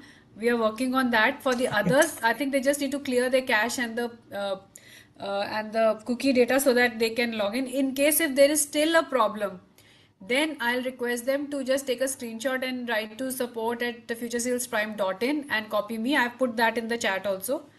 In case there is an issue, only then. Otherwise, uh, just go ahead and take the course and take the assessment, which is on your group. So with that, I'll hand it over to you. Chalks, you can introduce yourself and then Just take it forward. just 1 second, Kamna. Yeah, I'm just putting my yeah, mail ID here. If you have few people had few questions which I was not able to take it. I'm just putting my mail ID here. If you can drop me with your questions, you can let me there, and then I'll respond. Okay. I'm yeah. just putting my mail ID here. Okay. Thank you. And just thanks everyone. Okay. Abhishek is putting his mail ID. Okay, sure. Thanks, Abhishek. So, faculty members, Abhishek has also put in his mail ID in case if there are any further questions that you may have, you may reach out to him directly. Thank you. I appreciate that. Over to you, Chokes. Before me starting, I mean, are you able to see my screen? I've shared my Yes. screen. Yes. Yeah. 1 second. Share. So you're seeing my slides, right? Yeah. So good evening, everyone. I mean, I'm Chokalingam, technology director at NASCOM, and prior to that, I was briefly with PwC as a director there in advisory for government and PSU. And then prior to that, I was with Tamil Nadu state government as a lateral entry joint director for 4 years, as again chief architect for AI and blockchain. And then I was with Nandan Nilekani for a brief short term for UPI. Uh, Prior to that, I was having my own company for 7 years, and then prior to that, 13 years with different tech organizations. So overall, 27, 28 years, I'm just doing and in being into tech. Right? And today's session, I will cover something about cloud computing, right? I mean, it is very familiar for last 50, I can say. I mean, and but the technology is still older, right? I mean, if you ask me which is the first cloud company, Joyent is the company which started in 2004. That cloud technology is that old, right? I mean, it's roughly around 20 years, right? And then now nobody knows what is Joyent. I mean, because people talk about AWS, right? Even Joanne was the one who hosted all Twitter, LinkedIn, whatever we are seeing today, even Facebook, right? From 2004 to 2006 on 8, they were just pioneering in this because they found out this technology of hosting on the cloud, right? I mean, they had their own proprietary OS even, right? I mean, and then they had the proprietary containerization because everything was their own proprietary. They couldn't scale it up to beyond that some extent. That failed after 2008. So AWS took many of the open source and then they figured out how to scale all this, right? I mean, so that's the brief history about cloud, right? I mean, once again, I'll just go to next slide. Yeah. So what I will cover briefly today is for the cloud computing fundamentals. What is the service and deployment model? Type of cloud environment. Edge is one thing which we talked today because of the data privacy. So edge computing.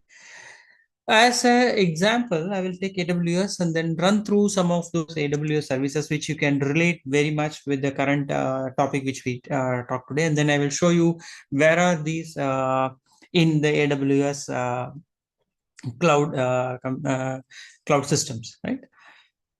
So these are briefly the agenda for 1.5 hours. I mean, I'll cover some of the slides in 1 hour, and then half an hour I can run you through the AWS console, right? And all these cloud providers, right? I mean, why? I mean, the services are similar.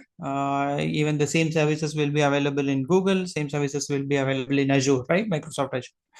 And then all of these people have their instance for education. So AWS for education is there. So they will give you some of the services at very, very downsized market pricing. And then Azure has its own, Microsoft for education has the instance, and then Google also has their Google for education. So these things you can opt for educational instances at much lower cost for the students to adopt, and then you can even take it to your classroom. So that's one of the idea. I took AWS as an example today because it's very easy to understand. Again, you can create. They are allowing even an individual to create an account and then provide a lot of free credits to run your own applications or run your own demos. So that's why I took AWS as an example today. So what is it? I mean, what is typically cloud computing means? It's on demand, right? Previously, if you see in 2012, 2013, there were something called co-location, right? I mean, prior to that, it's only people are using all on-prem, right? They buy servers. Moment you start a company, you have to buy servers based on what kind of applications you are going to use, how much concurrency you are expecting. So people will buy server racks, whether it's going to be a tower server rack, whatever. So they plan accordingly and buy, which is all capex capex intensive, right? I mean, you have to have this upfront to start anything, right? And then people, there are companies started coming, which is called co-location. So people go have the service. You can co-locate your co-host your applications there, and then you get a minimum, what do you say, the shared bills across the users, right? And then co-location was there, and that also has its own limitation, because that's a overall capex for a particular company, and then you also can't predict how much load you are going to give them. So latency was big issue. So people co-locations slowly vanished and everybody started migrating to cloud, right? So cloud is on-demand delivery of compute, storage, networking, and platform for through the internet, right? I mean, for example, today you are expecting only 100 users for your product, or your service, right? Typically, you can choose a very small server with one VPCU or two VPCU with 4 GB RAM, and then just host the application. You can create a closed user group to use your application, and then test your product, right? Whether there is a real need for this kind of solution or service in the market. If it works, people are there, then you can scale it based on the demand, or else you can run in a very small instance till the time you pick up the market. Or that gives the flexibility, right? I mean, I don't want to spend much money on infrastructure or the service. So till the time I can hit the market in a big way, I can in a very small instance, which is on demand, right? And then you can pay however you can use, you use, and then pay for that use alone. So you don't want to pay for the entire service or entire server, right? Options, right? You can running 24 hours. You can run for a particular and stop the service. And for example, briefly, you are going for a while, won't run the server. You can permanently stop. You are not deleting, stopping the server at the minimum. What do you say? The value or the amount you have to pay. So these are very on demand, very flexible, right? And then second, big thing, advantage is accelerate innovation and time to market, right? I mean, you got an idea now. Today there are what do you say, you see last week news, right? I mean, Claude is coming with their code platform, which can generate which generated a C compiler within 4 weeks of time, right? I mean, it was write 2-3 lines of prompt, it will give you the complete product. So you can build a product within 3 to 4 days. A simple web page in a day, 4 or 5 hours. If you spend through prompt, you can create a web page, right? So then you just host it. So you can go to a market within a very limited time, period of time, right? Within 2-3 days, you can showcase your ideas, right? At least minimum viable product to the market. So this is one big advantage of being into cloud. And then as it's optimized cost, right? I mean, today, if you buy your server on time, you have already built an upfront cost to that, and then you can't even sell it back, right? I mean, and it is all depreciating assets, right? So today you are in a very small instance. When your business grows, you can scale your server based on your user what is it, user acquisition. So that's so till the time you can optimize the cost, what kind of services you can take, what kind of services even you can retire, and then what kind of what is it, managed services you want to look for, right? I mean, all these are at optimized cost today. This is one big advantage. And then again, enhances reliability, security, and global reach, right? I mean, if, for example, these come with multi-tenancy and then multi-region. So the failover mechanisms, marking failover mechanisms are very easy, right? I mean, the moment one of the instance fails, it immediately kicks off the other, and then there is auto scaling. So all these are very much possible, and then there are multiple security layers in cloud, so that your external penetration hits can be controlled. So these things I will even in our next future slides I can cover some of those. What are the security features predominantly available in cloud? So, in a nutshell, cloud computing abstracts the complexity of infrastructure, enabling systems that scale intelligently and innovate continuously. Right? I mean, you can just keep coding. Or there are systems like your GitHub Actions or even the Terraform, which takes your code and then automatically deploy the latest one. So these are, you can keep innovating continuously because the complete pipeline is automated in the cloud systems. So let us see some of the key elements of cloud computing, right? So this is how typically, sorry, I will just take this down. Yeah. So how typically a cloud instance looks like? I mean, this is a very thematic representation, right? And this is how the architecture looks like. The hardware at the bottom, all kind of hardware, which is the data center, which hosts Windows instances, even Mac instances, and then all kind of Linux, and then some of their own companies, right? I mean, one cloud computing companies, they have their own version of Linux, right? Amazon produces their own Amazon Linux, right? Since it's open source, people have Linux multiple distros, so we can even choose what kind of distros you want to use in Linux, whether you want to choose an Amazon AMI, because that have a very optimized OS they are providing. So that's a hardware part, right? You get a CPU, memory, disk, and the bandwidth. That's a hardware part. And second, the virtual machines, right? I mean, the computation part, right? The storage plus the servers, right? That's the infrastructure part. For example, Amazon EC2, say Elastic Compute Cloud, EC2, GoGrid, and FlexiScale. These are some of the servers which is at the computation layer and storage layer. So put together your CPU, memory, bandwidth, and computation is an infrastructure as a service, right? IaaS, they say, right? And then second layer comes as a platform. So you get all the software framework, right? The Java, Python, all these are pre-installed, right? I mean, Microsoft Azure, App Engine, simple DBS3, all this comes with the installed framework. So platforms, right? I mean, if you want a Python-based instance, all the most of the Python frameworks are already installed in that, right? I mean, that's so that comes as a platform as a service, right? I mean, so you can, there are two things you can do with these two kind of instance. Either you take a bare metal server, I mean, which is just a Linux server or a Windows server, and you go and install everything whatever you want to install and build from scratch. Or else you can take a server which already this, which is a platform is already installed, right? I mean, you just pick and just install own tools whatever you have developed. So that service is the third layer is all the managed services, right? I mean, there are business solutions like Google Apps, Facebook, YouTube, Salesforce. So all these application SaaS platforms is also available either as a what to say, software as a service independent platform, or as a marketplace. So some are available as marketplace also. So you can go and pick as a, from the marketplace, and then you can start delivering to your client, and then the user at the top.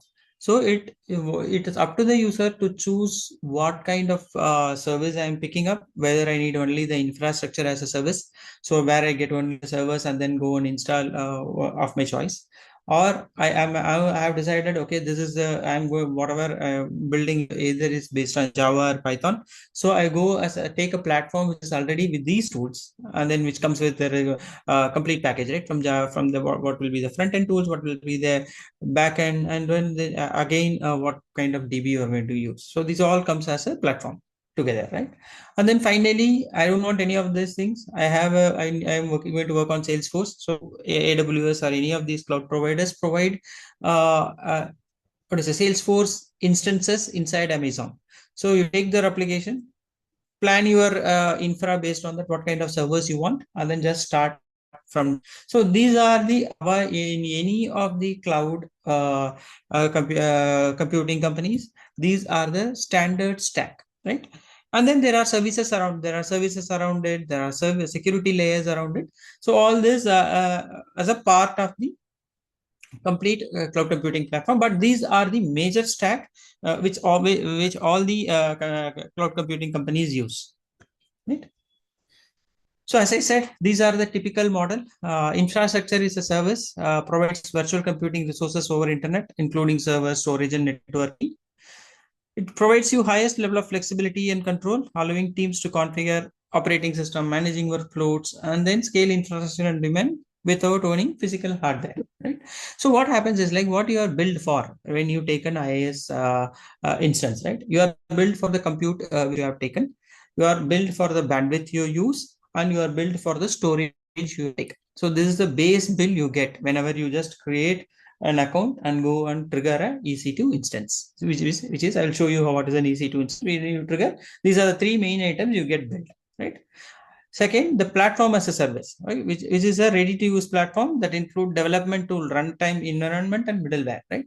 So you get, for example, today majority of the people are using what to say full stack development layer, right? So if I'm a MERN stack, which I use MongoDB and then React and then all those Node.js and then the one more, right? So if I want to use this MERN stack, right? What I will do, I'll just go to a instance where the MERN stack is completely set up, right? I don't want to install the Node.js. I don't want to install MongoDB, which is time consuming, right? I mean, you have to do reverse proxy, all those IP changes we have to do, port openings we have to do. So all these are very much small thing, but these are quite challenging when you are building a platform, right? So what I will do, I'll just go and take a MERN stack instance and then start building my software, right? I mean, that the delivers ready to use platform, which is the MERN stack, which comes with the development tools starting from the IDE, which is the VS Code, and then it will give you runtime environment where you want to run this, whether you want to run it in a CPU or when you want to if it is a machine learning or a AI algorithm that need a GPU. So all those runtime environment is given, and there is a middleware for all the connecting all this, the API layers, all those middleware is provided. Best example is your Google Colab, right? I mean, you just log into Gmail, Google Colab, go to Google Colab by logging in through your Gmail account. Your IDE is there, your Jupyter notebook is there. So it give all the runtime environment. You can choose what to say CPU, you can choose GPU, you can even you use Google TPUs, right? And then you start coding from one, because the moment you call the libraries are already installed, right? So the Google Colab is a kind of platform as a service, right? So what it does, it enables developer to build, test, and deploy application quickly without worrying about managing the underlying service, operating system, and runtime infrastructure. So if I take a pass, I don't want to worry about all these things, right? I can just go open the IDE and then start coding, right? And the third one is the SaaS application, which is your Salesforce or any of those SaaS platforms, right? I mean, any ERP, Zoho, all these are SaaS platforms, right? They give you a fully managed software application accessible through a web browser or just a mobile app. So if it is a mobile, they'll give you an app or a web browser, right? You have to just start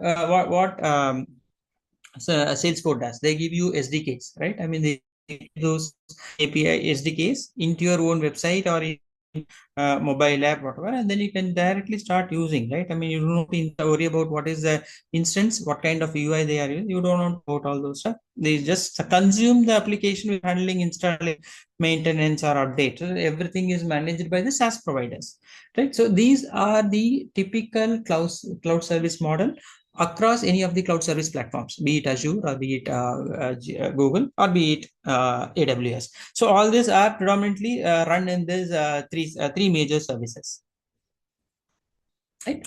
And what are the deployment models? So, okay, now I decided, okay, I want to go through PaaS or IaaS, but what is the typical deployment model, right? There is something called public cloud, right? I mean, this public cloud is very, very common, right? I mean, environment are owned and operated by a third-party cloud provider who deliver computing resources over the internet.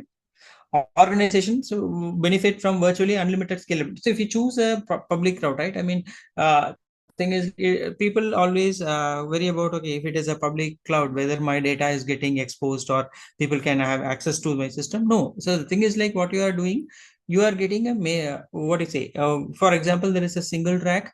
You will be allocated a piece of what do you say, a number of core. If you get, not the, you don't want to take a complete track, you just take a portion of that, and then you get the number of cores, core number, I mean, the GPU size, I mean the CPU size, storage size, based on your request. So it's a common track, you get your allocation. So that's a typical simple understanding of how the public cloud works, right?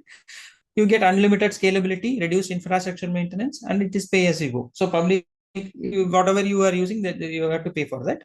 Otherwise, you don't want to have a very fixed amount. Okay, I have taken this for $100,000. I need to pay whether I'm using or not using. I don't.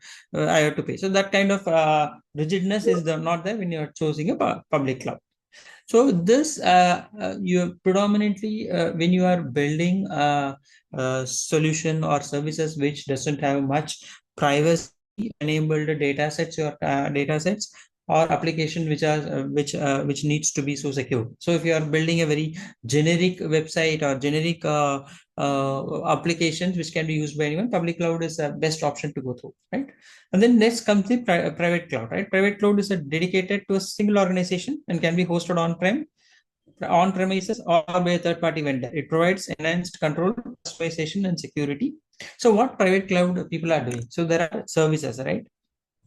I can put a server on my place and then give access through a cloud, right? I mean, Amazon, for example, again, AWS have a service called AWS Tower, right? With Tower. So, what Amazon does, they bring their own servers and then they put it in your premise, right? And then give they can, if you want to manage the server, you can manage, or else Amazon puts a dedicated people for you to manage, which comes as again whatever call which impacts your billing also, right? What they do, whichever data you want to hold it in your on-prem, that will be in your server which is in your premise, and whatever you can host it on the cloud, it'll be on the hosted, it will be on the cloud. So that's a kind of environments private cloud is all about. Third party vendor, it provides enhanced control, customization, and security, making it industry with strict regulatory requirement or sensitive workloads, right? I mean, typically when you are into healthcare or you are into BFSI sector, predominantly people are into private cloud. I mean, they have their system in place and then accessed via cloud. Then there are hybrid cloud, right? People say, okay, I only PIIs I want to hold it, which is personal identifier, which I don't want to share.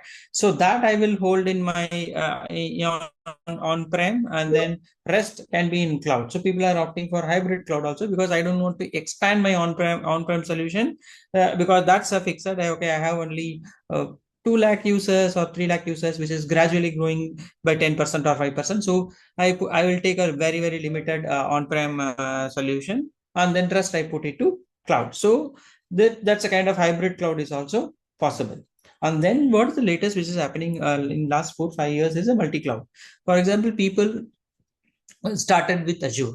Okay, so they built some solution on Azure, and then you felt there are better services in AWS.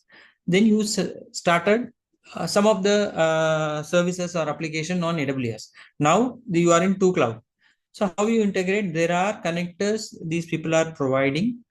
So you can connect these two cloud, and then you can provide cater to your customer, right? For example, your application server is on Azure, and then your DB is on AWS. So you can connect through their proprietary connectors, right? Azure provides you something called Azure Arc.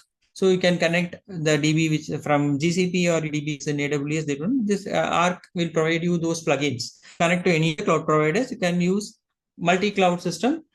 So those are all the flexibility now you have in the cloud deployment model. So you can have all the three, or all the, even there are around as of today, if you see, there are major MATI listed cloud providers around 18.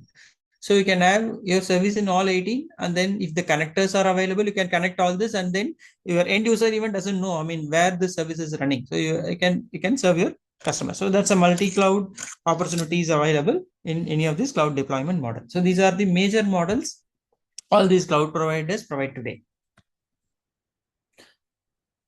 Then what is the cloud environment, right? I mean, when you are building, so they are giving you multiple options, right? I mean, you don't need a standard server environment for all your activity, right? For example, you are doing a production grade, you're developed, and then you are going for a production. So they will give you a production grade service, be it Linux or be it Windows. They'll say, okay, these are the series which is suitable for production, whether it is, and they will give you two kind of OS. You can choose even Intel, or you can choose AMD. So these are the options they provide, and each has their own cost implication, right? If you what kind of chip you are choosing, whether you are choosing an Intel chip or you are choosing a AMD chip, so all this have the cost implication, right? So there is a production what is it, production range of servers, And then there is a development test server which is slightly lower, because you are it's going to be only for your own developers, which 50 or 60 developers sit and develop. There are series of servers which is used only for test and development and testing. And then there are servers which is only used for disaster recovery. So something fails on, so they will just pull back your take backup of your application, and then your DB. So there is a disaster recovery service, which are again typically a different kind of service they provide you with different grades. And then if you are building AMLs, I mean artificial intelligence and machine learning, there is a kind of a different kind of service which comes with multiple core and then with the GPUs, right? I mean they have service around this. And finally, you have high performance computing for simulation, which is all this FPGA kind of service they provide. So these are the environments, right? I mean, typically when you say development and test, Amazon provide you all the T series kind of servers, right? T3 nano, T2 nano, T2 large. So these are used typically for development and testing. All your production will be C series, M series, or your R series. When typically R series and P series are AML series, and then R series are high computing series. So when you are choosing the series, they will give you a description. So, okay, this is the series which you are picking. So there will be a per hour cost for this, and this is especially used for this kind of workloads. What kind of workload you are going to use, right? So they mentioned, and then cautiously they were before triggering the server, they will alert you. I mean, this is the server configuration, and you make sure you are just triggering the right thing, because the moment you trigger, the billing cycle starts for that particular instance, right? I mean, it starts immediately, and all these servers are built per hour. Any service you take, it's all built per hour, right? I mean, be it storage, be it your servers, all are built per hour. So these are the typical environment which is available today. I mean, and this is literally linked to your software development life cycle, right? When you build, what is for development, what is for testing, and what is for production. So that's the exact the SDLC route they have followed, and then all your CDCA pipeline, which is continuous development and continuous improvement, is done through either DevOps layer or through a GitHub layer. So that's again up to your choice. Once the development is done, it moves to the DevOps, and then all the DevOps where what do you say, the pipeline is set. And then finally security layer is enabled, which is they say DevSecOps, and then it's go live. So that's the kind of environment every cloud computing companies produce today. I mean, offer today, right? Now comes the edge computing, right? So what happened is, like, when the availability of cloud across the globe, or across India, for example, right? And again, this is one. Second, because most of these people are available only in two cities or three cities max, right? I mean, if you take AWS, they are in Chennai, they are in Hyderabad, and then they have a center in Mumbai. So there are only three regions in India. And if you take Asia, there will be around 7-8 regions, right? But if I want to do something, I have an application which is running in my remote village. So if I want to share the data, right, and then there are two dependencies. One, the network, right? I mean, and second, the latency to reach this server, right? These were the major challenges when multiple applications are developed and deployed in the remote areas of any country, right? So this edge computing started coming up, right? Said we will put a very small instances closer to it, right? And then that edge will be a very small server which works on a minimal latency, minimum bandwidth, because internet bandwidth is also not very high in those regions, so it will work on a very low resource internet bandwidth, collects those information, and then periodically share it with the central server, which is your central cloud server. So this is what the edge computing came in. This is one big use case, right?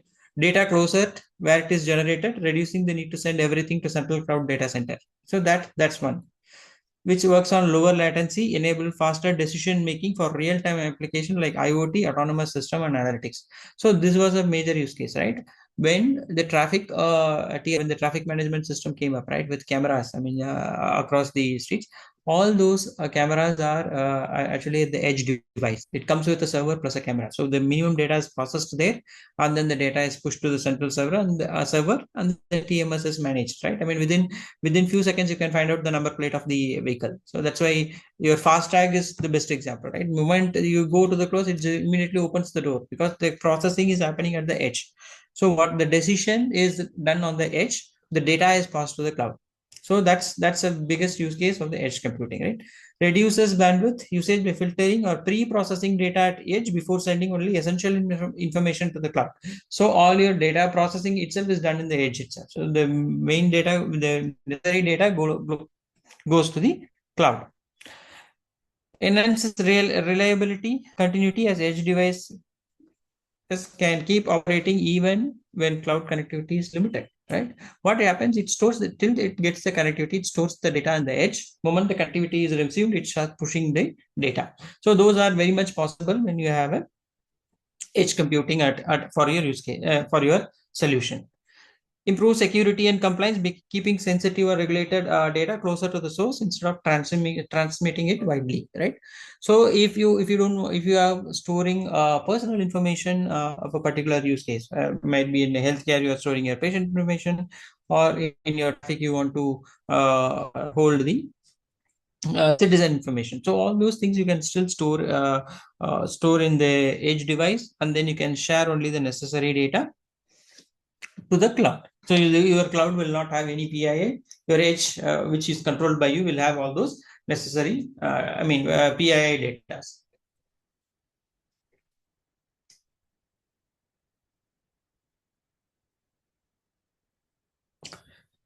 So this is a major difference, right? What is the cloud versus edge? So cloud is very centralized and scalable. Edge works only when you have a very low latency requirement and real time solution requirement as there.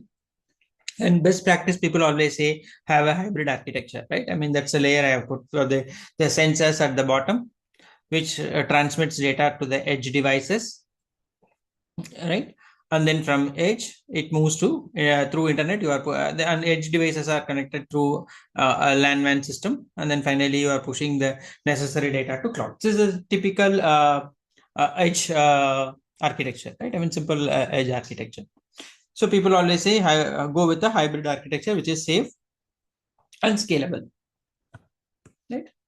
These are some of the predominant use cases. Smart manufacturing, because most of the manufacturing what do you say workflows today, the assembly lines are monitored by sensors, cameras, and then they find out the defects using computer vision algorithm, right? So those devices are edge devices. They detect the defect there, and then they take the decision, and then report back to the command and control center.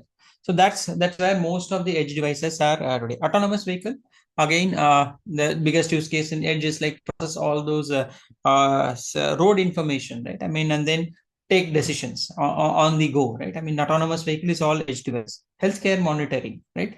Especially healthcare is all regulated data. Patient information is very critical. So almost all those cases are edge computing cases. Retail analytics, all your POS machines, right? Those are all edge devices. You are just swiping the card there and then you get paid. So the information is processed on the device. So all the POS machines are retail or typically edge device. And smart cities, right? Today, most of the smart city project, you have the first use cases on off of lights, right? I mean, moment the sensor if it is going dark, it switch on the light. So all these decisions, whatever the light information, the weather information, it decides based on the scenario there, and then takes the decision there. So these are the predominant use cases of all the edge computing instances. So before proceeding to this, any questions so far?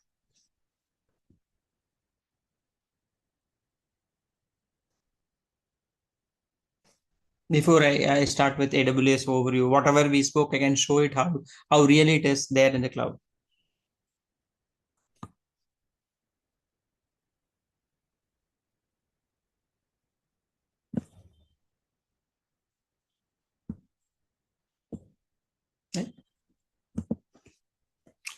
Shall I proceed?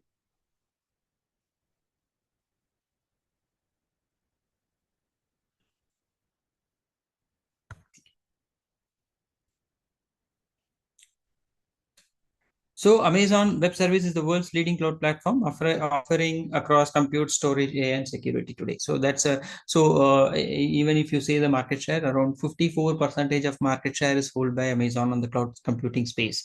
The second comes the Azure, which has a very predominant play on an enterprise side because Microsoft had a very big enterprise client. So for them, so deploying cloud for the enterprise becomes easy. So all those services or the products they build on Azure are predominantly enterprise use cases. But AWS provide variety of services which even an individual, a single man company, just build something and host, and then they can go, showcase to their client. So that's a major. And GC comes the third user base on the computing side. So that's why I took Amazon, because predominant market is on AWS. There are 200 plus services. I can show how you find out the services. One second. Able to see my screen. This is the console. I've already logged in. There are two kind of login. When you are an owner of this, you do a root access. You get a root access. I have logged in as NASCOM as a root account. Or if you have an administrator, you can create an access for him. So he will access as a IAM as an access. So that has a different kind of login. But due to time, I just logged in as a root user. So where you will find the services, the 200 plus services, left hand side, dot pad, and these are the services, right? You have the applications. If I click all services, so they have something for startup. Amplify is again application. They have data mesh called Fabric, Athena. All these are data. So they are arranged alphabetically. So you have all the service, right? I mean, compute is a service, container as a service, customer enablement. There are specific services for customer enablement. Database as a service, all your SQL, NoSQL, all kind of databases you can get as a pre-installed database service, right? And then you get development tools. So these are the services. And with this kind, there are around 200 plus services. Can show all the services, right? So if you take compute, which is all server, you have these many varieties of compute, right? Then containers, your Docker and Kubernetes, you have separate containers, and you have variety of storage, right? Elastic file storage to S2 Glacier, and these are the type of databases, right? And then not only, and it is a SQL. You have variety of the Aurora and RDS is a SQL, and then all your other document DB everything NoSQL, right? I mean, you have variety of SQL and NoSQL database. There are services only for migration and transfer, right? I mean, you want to transfer from one server to another server or one instance to another instance. For example, today you built a solution in T series, and now you want to scale. Now you want to move to P series. Then you have a migration and transfer service. You don't want to install there. You can just click migrate, and then it will take you to the server of your choice, and then you just click migrate. It will migrate everything there, right? And then it provides networking and content delivery. This is as a service, right? These are the kind of developer tools there on the platform. Then these are customer enablement, blockchain. There are companies. I mean, today if you see all these, what do you say? Uh, Space is privatized, right? Space is privatized. So if you have a space startup and you don't want to have a ground station, so satellite is a ground service solution available on cloud. So they give you whatever the requirement for a satellite data transfer, they give you as a service called ground station. Quantum, Amazon Bracket is their own quantum mission, and then they are giving other service providers in quantum space like Bracket or another IBM. So these are available as on cloud. So you don't want to go and buy, you can just use your quantum missions here. And then all these services, they have different management and governance. So you have to enable all these when you want to manage your instances, for starting from notifications to health, you can just enable the service. It starts monitoring and then provide you the notification, right? And then there are media service. For example, you are running a what do you say, content delivery, what is it, content company, right? You are making your videos, you don't want to host it in YouTube, right? I mean, they will give you a lot of media services where you can host your media and then start publishing those. Similarly, machine learning, you have so these many services and servers, right? And then analytics you have. So put together, there are through 200 plus services across these what is it, service layers, right? IoT, for all the edge, you have the IoT, Internet of Things services. So all these are edge devices. So you want to pick up an edge, they will give you the the nearest location of your application or the user nearest to the, and then for example you can even develop games. So these are the 200 plus services Amazon offers today. It's a similar, see, the name will, the marketing name changes for Azure and Google, but predominantly these are the services available across these platforms, right?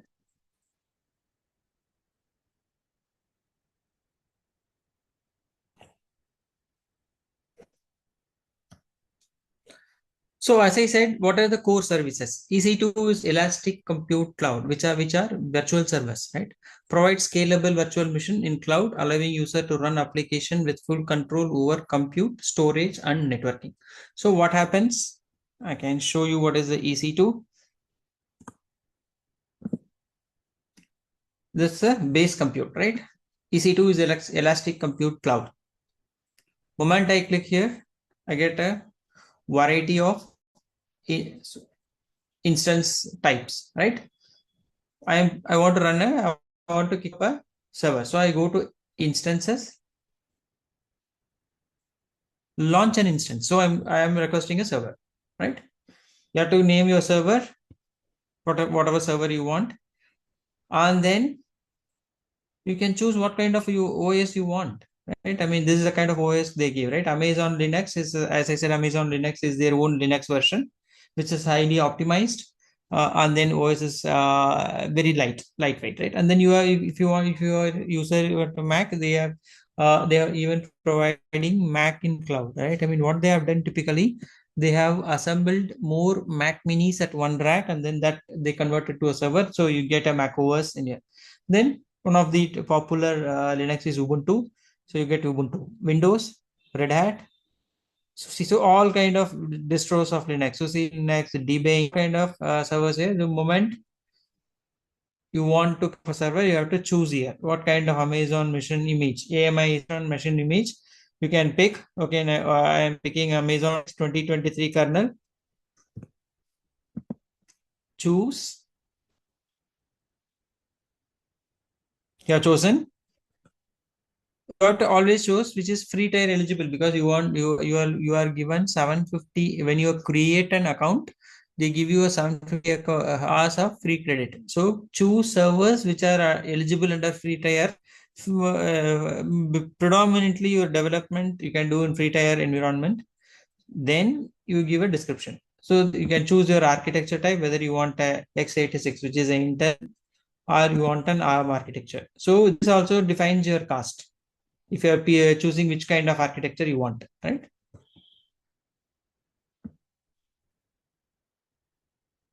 Right. And then resource type. So I am choosing instance type, which is smaller. TG4 is nano. They give you the configuration, right? TG4, it comes with a 2 vpcu, 0.5 GB memory, right? You are building a very small use case or a small application. You need only 0.5 GB memory and the 2 vpcu. Okay. So it gives you what is the configuration of particular instance you are choosing. And then you have to key pair name is your password. So moment you trigger your trigger, it gives you a key file, which is a PEM file or a PKG file. So that is your password to access after creating the server. That's the password to enter into the server. Then you are creating your network setting. What is the network setting you want, right? You want to allow SSH, which means you don't want the internet exposure. You want access only yourself. Then there is an SSH option. Then if you are exposing to outside world, you can enable HTTPS or HTTP, and then you can even choose your IP. I mean, you can put your custom IP, and then you can just trigger the server. So through that IP, it is accessible, right? Then you comes the storage, right? What kind of storage you want to configure. So then they give you even the storage type, right? General purpose SSD, or this is whatever it is, the latest general purpose SSD, they give that, and then you have to check whether that is covered under free tier, right? And because this also cost you, right? And there are two kind of storage you can opt for, which means you can take a server along with the storage. For example, by default, they are giving you 8 GB server. Moment you start, and this is covered, the 8 GB GB is covered under free tier. The moment you start increasing this server, then they start charging you. When you take a storage on the server, that is expensive, right? For that one, you can create a separate storage, which is elastic block storage, and then you have to assign that storage to the server. So it will be external storage, which is very cheaper. You get 500 GB at $5 to $10 or $5 to $8 a month. So that you can map it to the server. So whatever it process, it pushes to that elastic block storage. And then the advantage of elastic block storage, you can configure that to multiple servers. You have 10 servers. You have taken a 500 GB or 1 TB. You can allocate 200 there, 100 there, 50 there, based on your use case. You can share those EBS. That's why it is elastic block storage. You can share across. Moment you take a server here, this is assigned to that particular server. You can't move this data. I mean, move the server. The moment something happens, when your production data crashes, you will lose the data. You don't get a backup unless you trigger a backup, auto scaling backup or recovery. You will lose the data here. This is the third step you do when you are triggering a server. There are advanced settings. Predominantly, you don't if you are doing a very simple use case, you don't want to touch any of this. You just launch an instance. It will create a server for you. Within 5 minutes, it creates a server for you, right?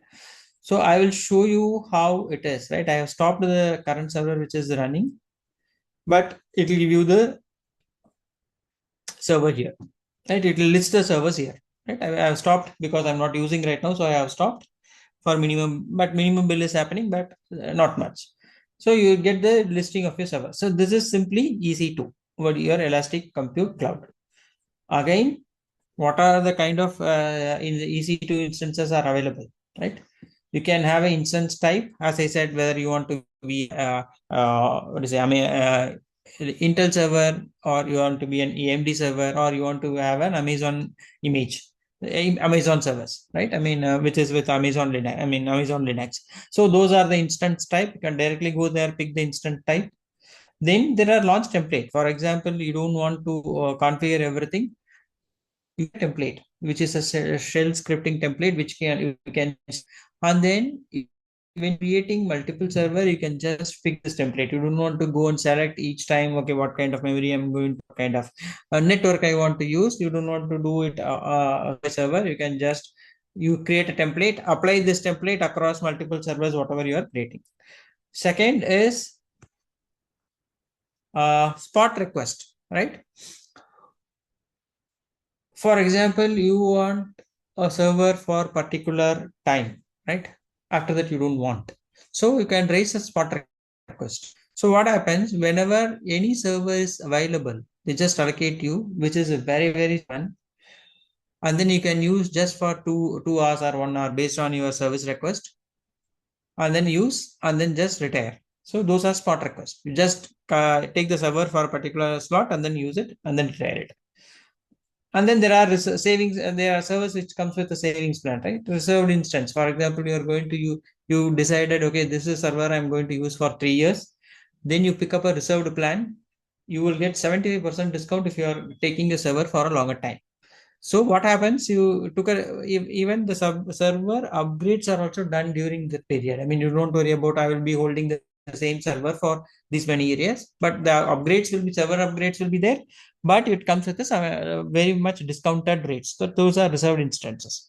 Then there are dedicated hosts. For example, you don't want to change your IP, right? I mean, you get a dedicated IP, right? I mean, the dedicated host. So these are multiple options available under the EC2 instance. Then type of network and security you want to apply. Storage you want to EBS, which is the elastic kind of volume you want to choose. Kind of snapshot. Snapshot is nothing but today you have given a server to one of your employee.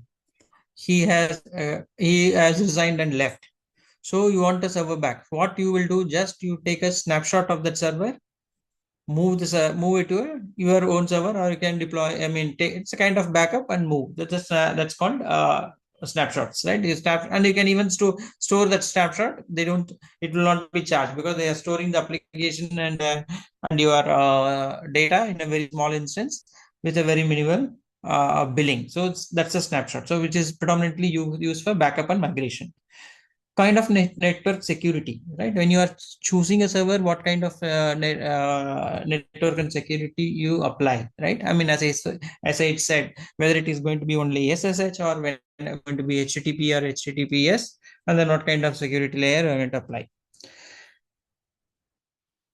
And load balancing. For example, today you are considering 100 users and you built your server. Tomorrow, your users increase to 1,000. How you balance the load? These are all comes under load balancers. You apply a load balancer, you put 3 servers. For when you apply for a load balancer, it will ask for how many servers you want. And then moment you allocate, okay, four servers per 1,000, it equally distributes, and then whenever it hits 250, it reallocates to the second server. So those kind of load balancers are available, and these are all accessed via UI. I mean, you don't need typically a programmer to go and do it. I mean, it comes with a very heavy documentation. A person just read the documentation and then access all this via UI. And finally, auto scaling, right? I mean, moment you don't know how many uh, concurrent users come in. So you put it in an auto scaling. Moment you touch 100, it automatically triggers an application server and the database server, and then it scales. So these are the services which is coming under EC2, the Elastic Compute Cloud.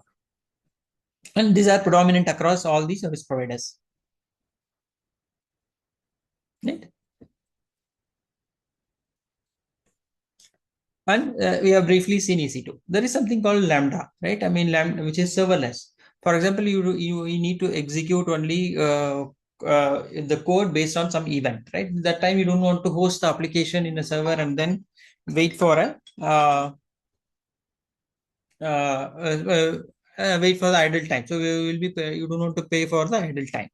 So Lambda is a serverless so where it executes code automatically in a response to event without requiring server management, enabling highly scalable and event-driven application. For example, the moment the event is triggered, then it just take a server for that particular moment, do the computation, move the result to the server what you have, any of the EC2 have, and then server shuts down. So these are the serverless options which are available. And then second, third, you are having multiple applications or multiple services inside your server, inside your application, right? Then people what they use to container. They put it in a different container. So this is Elastic Container Service (ECS) or Elastic Kubernetes Service. So these are you can have multiple Dockers running or multiple Dockers inside a Kubernetes, which is an orchestrator, right? So these are available. You don't want to install a Docker, then install an application. So you take ECS as an instance, which comes with a default server, or you can even change the server inside that service, and then you can just application go live. So these are the options which is the ECS and EKS provides you. Finally, the auto scaling which I mentioned, right? It scales based on your concurrency. See, these are the typical core AWS services. And then it's not only for AWS, even Azure, GCP all provides the same kind of services on the cloud platform, right? Let us look at the storage, right? Storage alone, right? S3 is object storage, right? I mean, for example, you have PDFs, Word docs, XML files, whatever. S3 is the easiest storage. It's only a storage system, right? And then it comes with a very low cost. That's a predominant, and then you can connect your S3 server to any of your compute. So that's also possible. So object storage, any amount of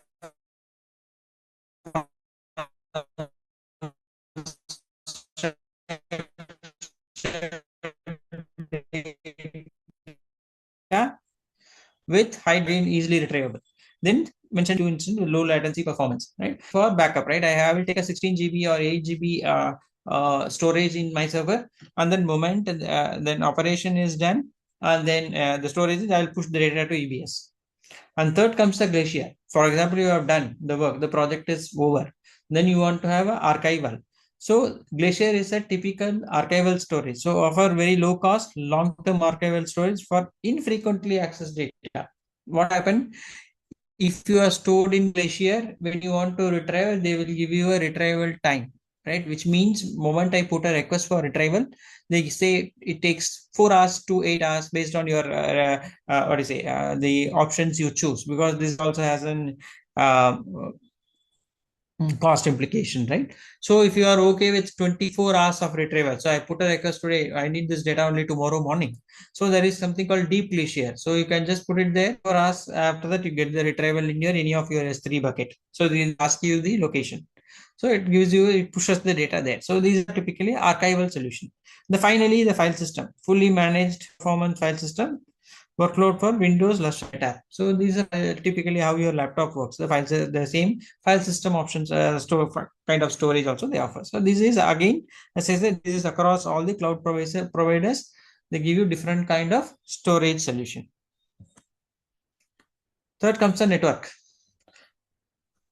There are different kind of networking they offer, right? I mean, VPC is again private for virtual private cloud. The networking will be entirely different. The IP will be only for you. They don't. This is not a shared IP. IP will be allocated and that is secure. So that's a VPC networking. And then you can create subnet. You get a VPC, and then for example, you are building multiple APIs. So each API you can create a subnet, and then you can access via either a HTTP protocol, or you can either use a gRPC protocol. So there's again you can create a subnet. Then load balancers. Moment you build for concurrency, you need the load balancers to bifurcate your traffic, right? Those are available again as a networking inside the networking surface, because that is managed by the network. Route 53 is a scalable DNS service. So what happens? It's a DNS service which is provided by AWS. Route 53, you can even get your domain there. You don't want to go with a domain with a different provider, right? I mean, you want to go to GoDaddy and create an account and then come back and take an instance here. So typically, Route 53, it's a DNS service. You can create your own website in website domain in Route 53, and then you can build your solution inside, post then there. So all this comes under a Route 53 networking option. And finally, it gives you a direct connect, provides a dedicated high bandwidth private network connection from on-prem data centers to AWS for lower latency and consistent performance. So for example, you have your data is in your on-prem, plus you have taken a cloud, people take a direct connect. So they gives you 10 Mbps dedicated lease line or a 25 Mbps lease line, where you can just transfer data from your on-prem solution to the AWS solution. So these are predominant networking options any of these cloud providers offer today. Second comes, there is a separate service for artificial AI and machine learning, right? They have a very separate instances, because these require different kind of what to say system architecture, and then this different kind of GPUs, high performance computing. So these come under what to say AWS come under two kind of service, which is SageMaker for all your ML and AI use case, Bedrock for all your recent large language model use cases, is your Gen AI use cases, right? Similarly, Azure has something Azure Cognitive Studio. So all your AI ML in services are tapped under Azure Cognitive Services. And then Google comes with something called Google Vertex. So predominantly all are saying the in services mostly predominantly same, but all these provide separate AML instances, right? SageMaker is fully managed platform that help build, train, and deploy machine learning model at scale.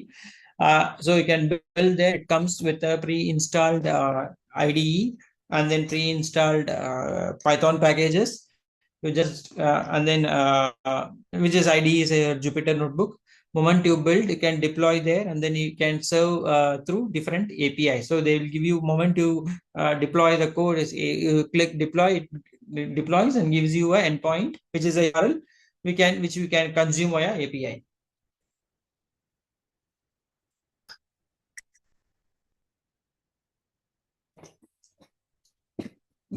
Right? Bedrock is a very recent 2-year-old service. What they are offering, they are offering all the model, right? Open source and paid model, language models, and then you can pick any of the model, and then you can build your solution. So managed service that provides access, access to foundation model for building generative AI application, right? Mistral is available, Llama is available. So all this, and then uh, Amazon's own large language models like Titan, right? I mean, they are available. You can pick those model, and then you can build your large language use cases. And then there are services. Recognition is, for example, you are building a computer vision use case. You don't want to build an algorithm, right? There are certain computer vision algorithms built and then hosted as a managed service under a name called recognition. So image and video analysis service that identify object, face, text, and activity. So recognition, even OCR can be done via recognition. And there are services under, since I mentioned OCR, there is a service, typical service is Tesseract. So Tesseract is one of the service which does OCR and gives you the text file from multiple source. Right? Comprehend is a summary service, right? I mean, natural language processing service that extract insight like sentiment, key phrases, entities, and text.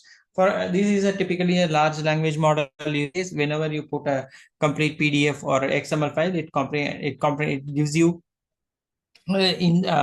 insights about the document. If it is a customer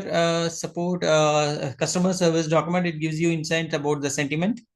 And then what are the key services? So it does exact information retrieval and then provides and is exactly on unstructured data. So comprehend is predominantly analyzes the text data, unstructured text data, and provides the insights.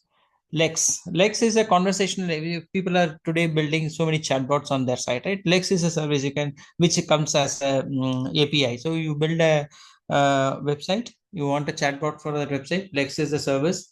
You build your use case, FAQs, whatever there in Lex, and then you can call Lex into your website, and that becomes your chatbot for your portal or website, whatever.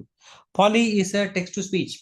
Thing is like you, it's a PS application. You provide, you upload a PDF, it converts all to speech, then and then you can listen as an audiobook, right? I mean, even today, people, you can even choose a particular text into male female. So if you choose some phrases will be read as a female, some phrases you can learn as a male. So these are some of the predominant popularly used services under AML stack, and then and these all the other stack, all of these are available in other cloud providers also, but in a different name. So in Azure Cognitive Service, it will be different.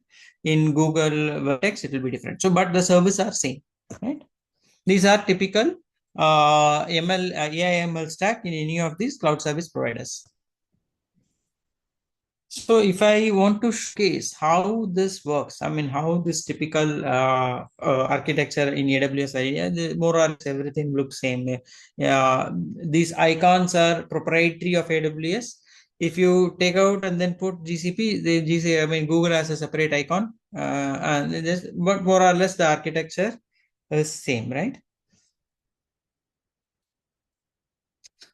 What region you are. This is considering what to say a server instance and a backup or recovery. So you can choose a region, AWS region A for production and B for disaster recovery, or you are running you are running a pan India application. So one you can region A can be Hyderabad and region B can be somewhere Calcutta. So you can decide which region you want to run this application, and then you can enable all these services accordingly. So this is predominantly your architecture. Any of your cloud architecture just looks very similar.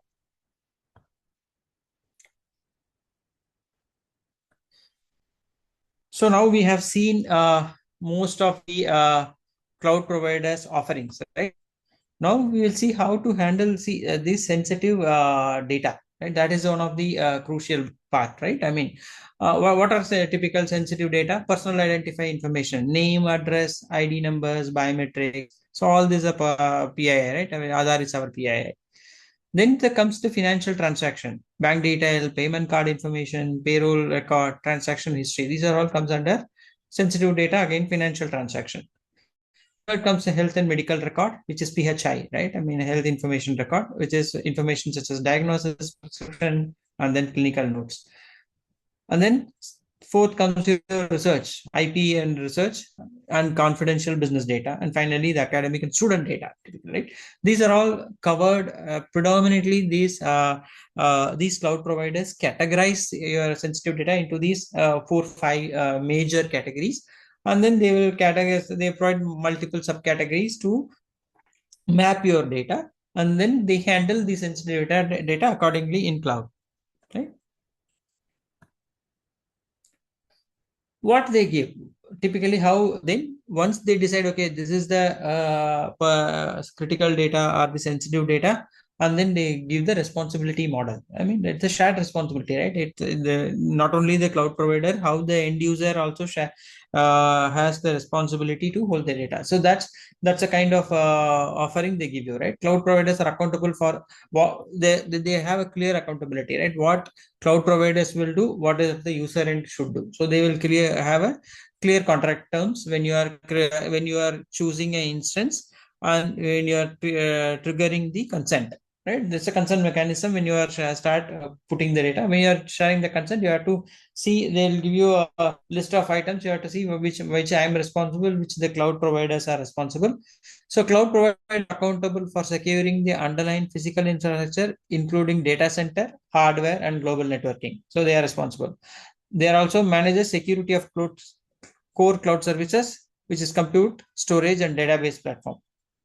Provide built-in safeguard like encryption, redundancy, compliance control, and protect the platform. So if I am a SaaS platform provider or a platform as a service provider, this is my role. When I come with my own tool, I have to take care of encryption, redundancy, compliance control, and protect the platform. So that's my role. Customers, on the other hand, as an end user, I'm responsible for securing the data they store, process, or transmit in cloud. That's my ownership. Whenever I copy as a data to S3 or the EBS, it's my responsibility sharing or where I'm hosting. So that is at the so they must configure customer. I need to create an identity management, which means whom I am giving access. So IAM is one of the biggest service. I can show you that. The advantage in A, you can just go and type what is the service. IAM is a service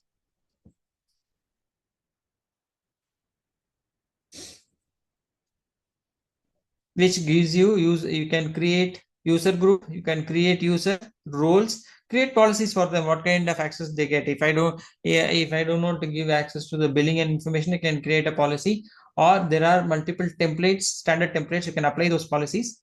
And then who are the identity providers, right? I mean, there are providers for identity, right? I mean, there are regulatory body which give you access, so those are also configured. Then there is a basic accounts, and they give you multiple report based on the accounts. For example, somebody want to access only through LDAP, so you can just patch your username password of your laptop to the server. So through your LDAP you can access your server. All those policies are defined in your identity and access management page. So this is the page, this is how it looks, and then you can just go and create your users here, right? Create user, it will give you the username, and then you can go next. It will give you what kind of policies you want to apply, what kind of template you need to attach. So these are all through a UI, right? This is at the user end level. Right? IAM is the user responsible. Right? Customers should ensure proper configuration of cloud resource. Misconfiguration have often lead to vulnerability. For example, when you are choosing a network, right? I mean, when you choose HTTPS, I need to which is which the network exposes your server to the outside world. Then you have to configure all the necessary security layer so that you can escape from the attacks, right? I mean, that's a user what is a responsibility. When I am using SSH, I don't know because I'm only in the access username password for the server. So when I choose SSH, it is safer. Whenever I'm doing HTTP or HTTPS, then the responsibility falls on me. What kind of security layer I have to enable? Second, application level security, including patching OS and runtime environment wherever applicable. That is also again on the user side. Whenever I pick up a what do you say OS, right? I mean, I'm not choosing any of the OS which is provided by the service provider. I'm bringing my own OS. Then from the application level security, all these things falls on the user. Finally, customers should implement monitoring, logging, and incident response practice to maintain a secure cloud environment. So there are different kind of monitoring services which I cover in the next slides. You can see what kind of logging and monitoring we can do. So that's again a customer. So predominantly the IaaS and PaaS layers and SaaS layers are managed by the respective providers.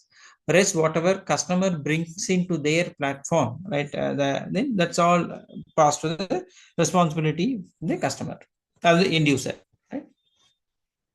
And these are different kind of data encryption, right? Encryption address, where moment you store, you are encrypting at that end.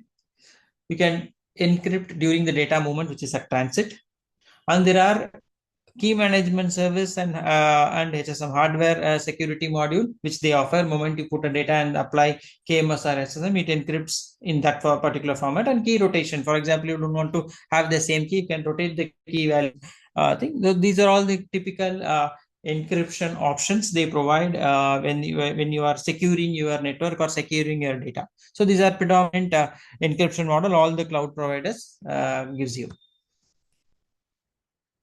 As I mentioned, there are different kind of identity and access management. One is the policy level access, role-based access. If I'm a developer, I'll give you only developer access so that I will get only access to those IDEs and developer environment. Third comes a multi-factor authentication, right? I mean, there is an authenticator app. So every provider now comes with a 2FA, right? Two-step authentication. Moment you use your password, username, login, and then they will send down OTP to your either to an email or to your mobile app. So I mean, or through an SMS. You just put that's all the service provider come with the two-step or multi-step authentication. And then finally, the least privilege principle. So which means any application is only minimal. I will give you only minimal permission required. So reduce the risk of misuse. That's also possible.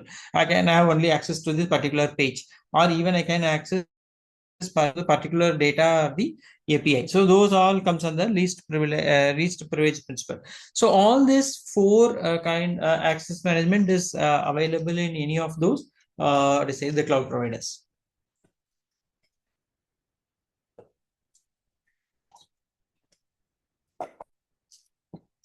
And these cloud providers often different data protection strategies, tokenizing, masking, backup recovery, and secure data sharing. So they give you different kind of service in all these things, right? Tokenization replaces with data with not tokens, replace with tokens. So even though somebody token, they don't understand what that exactly means, right? And then masking. So you can even mask your data, redact and mask your particular data. That's a service available. And then provides a backup, right? And ensure data resilience, maintaining copies and enable rapid recovery. So what happens? These are certain data which you should not fail on copying or fail on transfer. So they give you the backup and DR facility, and then you apply masking and tokenization on. I mean, you can apply other encryption strategies when you are doing a backup and DR, right? And then finally, secure data sharing, right? Apply all the encryption techniques, and then you share the data in a secure way. So these are some of the data protection strategies. All these cloud service providers provide in different names, right? So AWS come with some of the security tools. AWS Shield is very popular cloud, which protects from all the DDoS attacks. WAF is again filters all your HTTPS traffic moment you expose your server to HTTPS. The first layer you have to build is your AWS WAF service.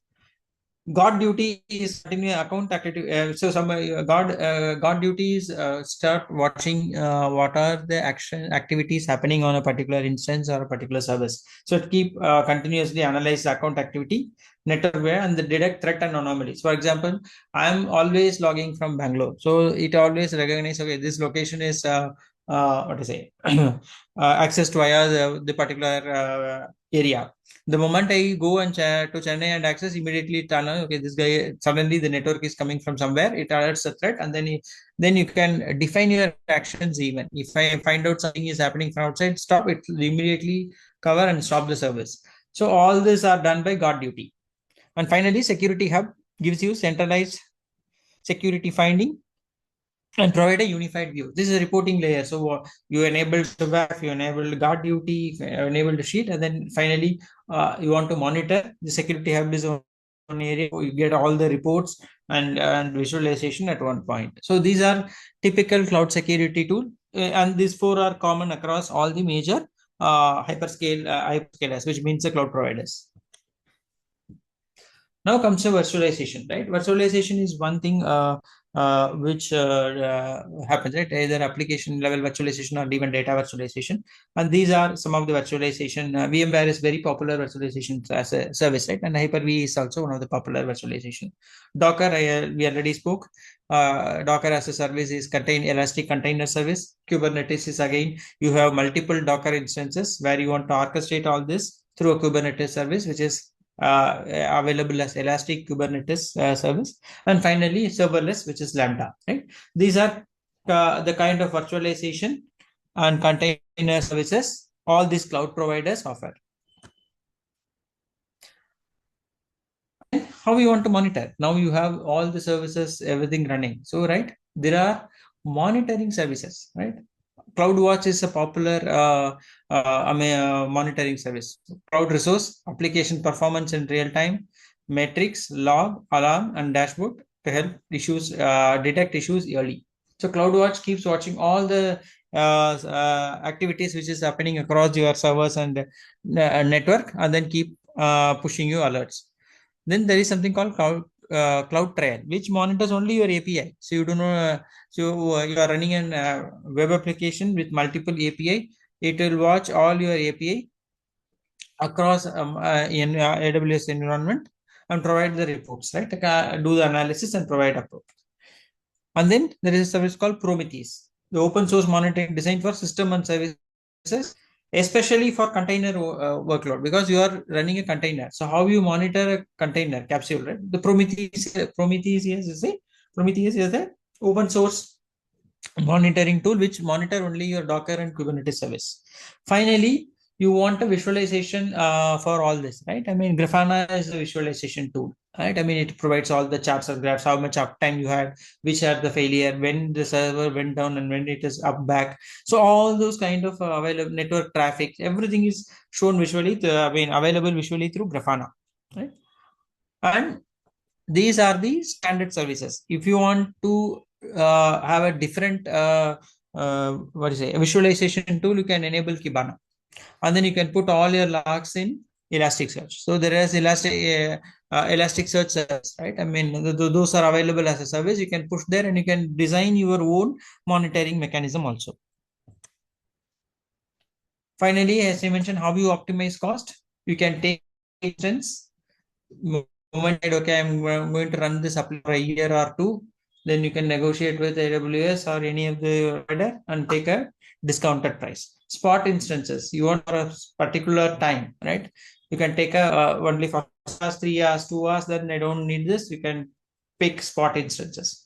Second, auto scaling. Whenever your users increase, they enable the servers, otherwise you run on a standard servers. And then finally, storage tiering, right? When you want to use S3, when you want to use Glacier, when you want to do file system. So these are the very key parameters when you want to optimize cost. Finally, cloud computing empowers organization with scalable, secure, and cost-efficient infrastructure that accelerate innovation. That's what we saw all those 30 slides. Seamless deployment across diverse environment from cloud to edge, supporting modern AI analytics and mission-critical workloads. As technology continues to evolve, adopting cloud-based practices ensure agility, resilience, and future-ready digital transformation. So that's the overall objective of all the the hyperscalers or the cloud computing platforms. Yeah, that's all from my end. Any Q&A?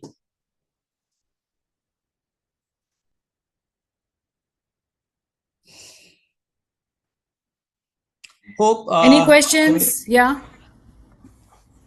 hope I'm able to cover majority of the things, which an example picking up AWS. I mean, hope this finds you helpful. But try to pick up any of these cloud providers, start deploy. I mean, practicing this. That's why you can go back to your students and start teaching them too. Yeah, and there's one question which Shilpa Patil ji has asked. Okay, your final assessment is on Future Skills Prime. Somebody has asked me whether the course and the lectures are this different. So basically, course is basic, lectures are the advanced versions because our trainers are giving you the up to date information about all the topics. So that's one. And second thing is that you do not have any assessment on Atal. Assessment is only on Future Skills Prime. So complete the course and take the assessment. We will give you time till Sunday. So please do that. And for again, let me thank Chalks for taking this session. Thank you so much. And please do share this PPT with me so that I can share it with the folks. And thank you to all the faculty members for taking out time to attend this faculty development lecture and for this whole batch. And all the best to you. Thank you so much, Ox. See you. Thank you all. I mean, thanks You're for listening coming on patiently. 16th, Yeah. right? 16th. Yes, yeah, I'm there on 16th. Yes. Yeah, we'll see you then. Okay. Yeah. Thanks. Okay, Thanks, bye. Kamna. Bye. Thanks, everyone. Bye.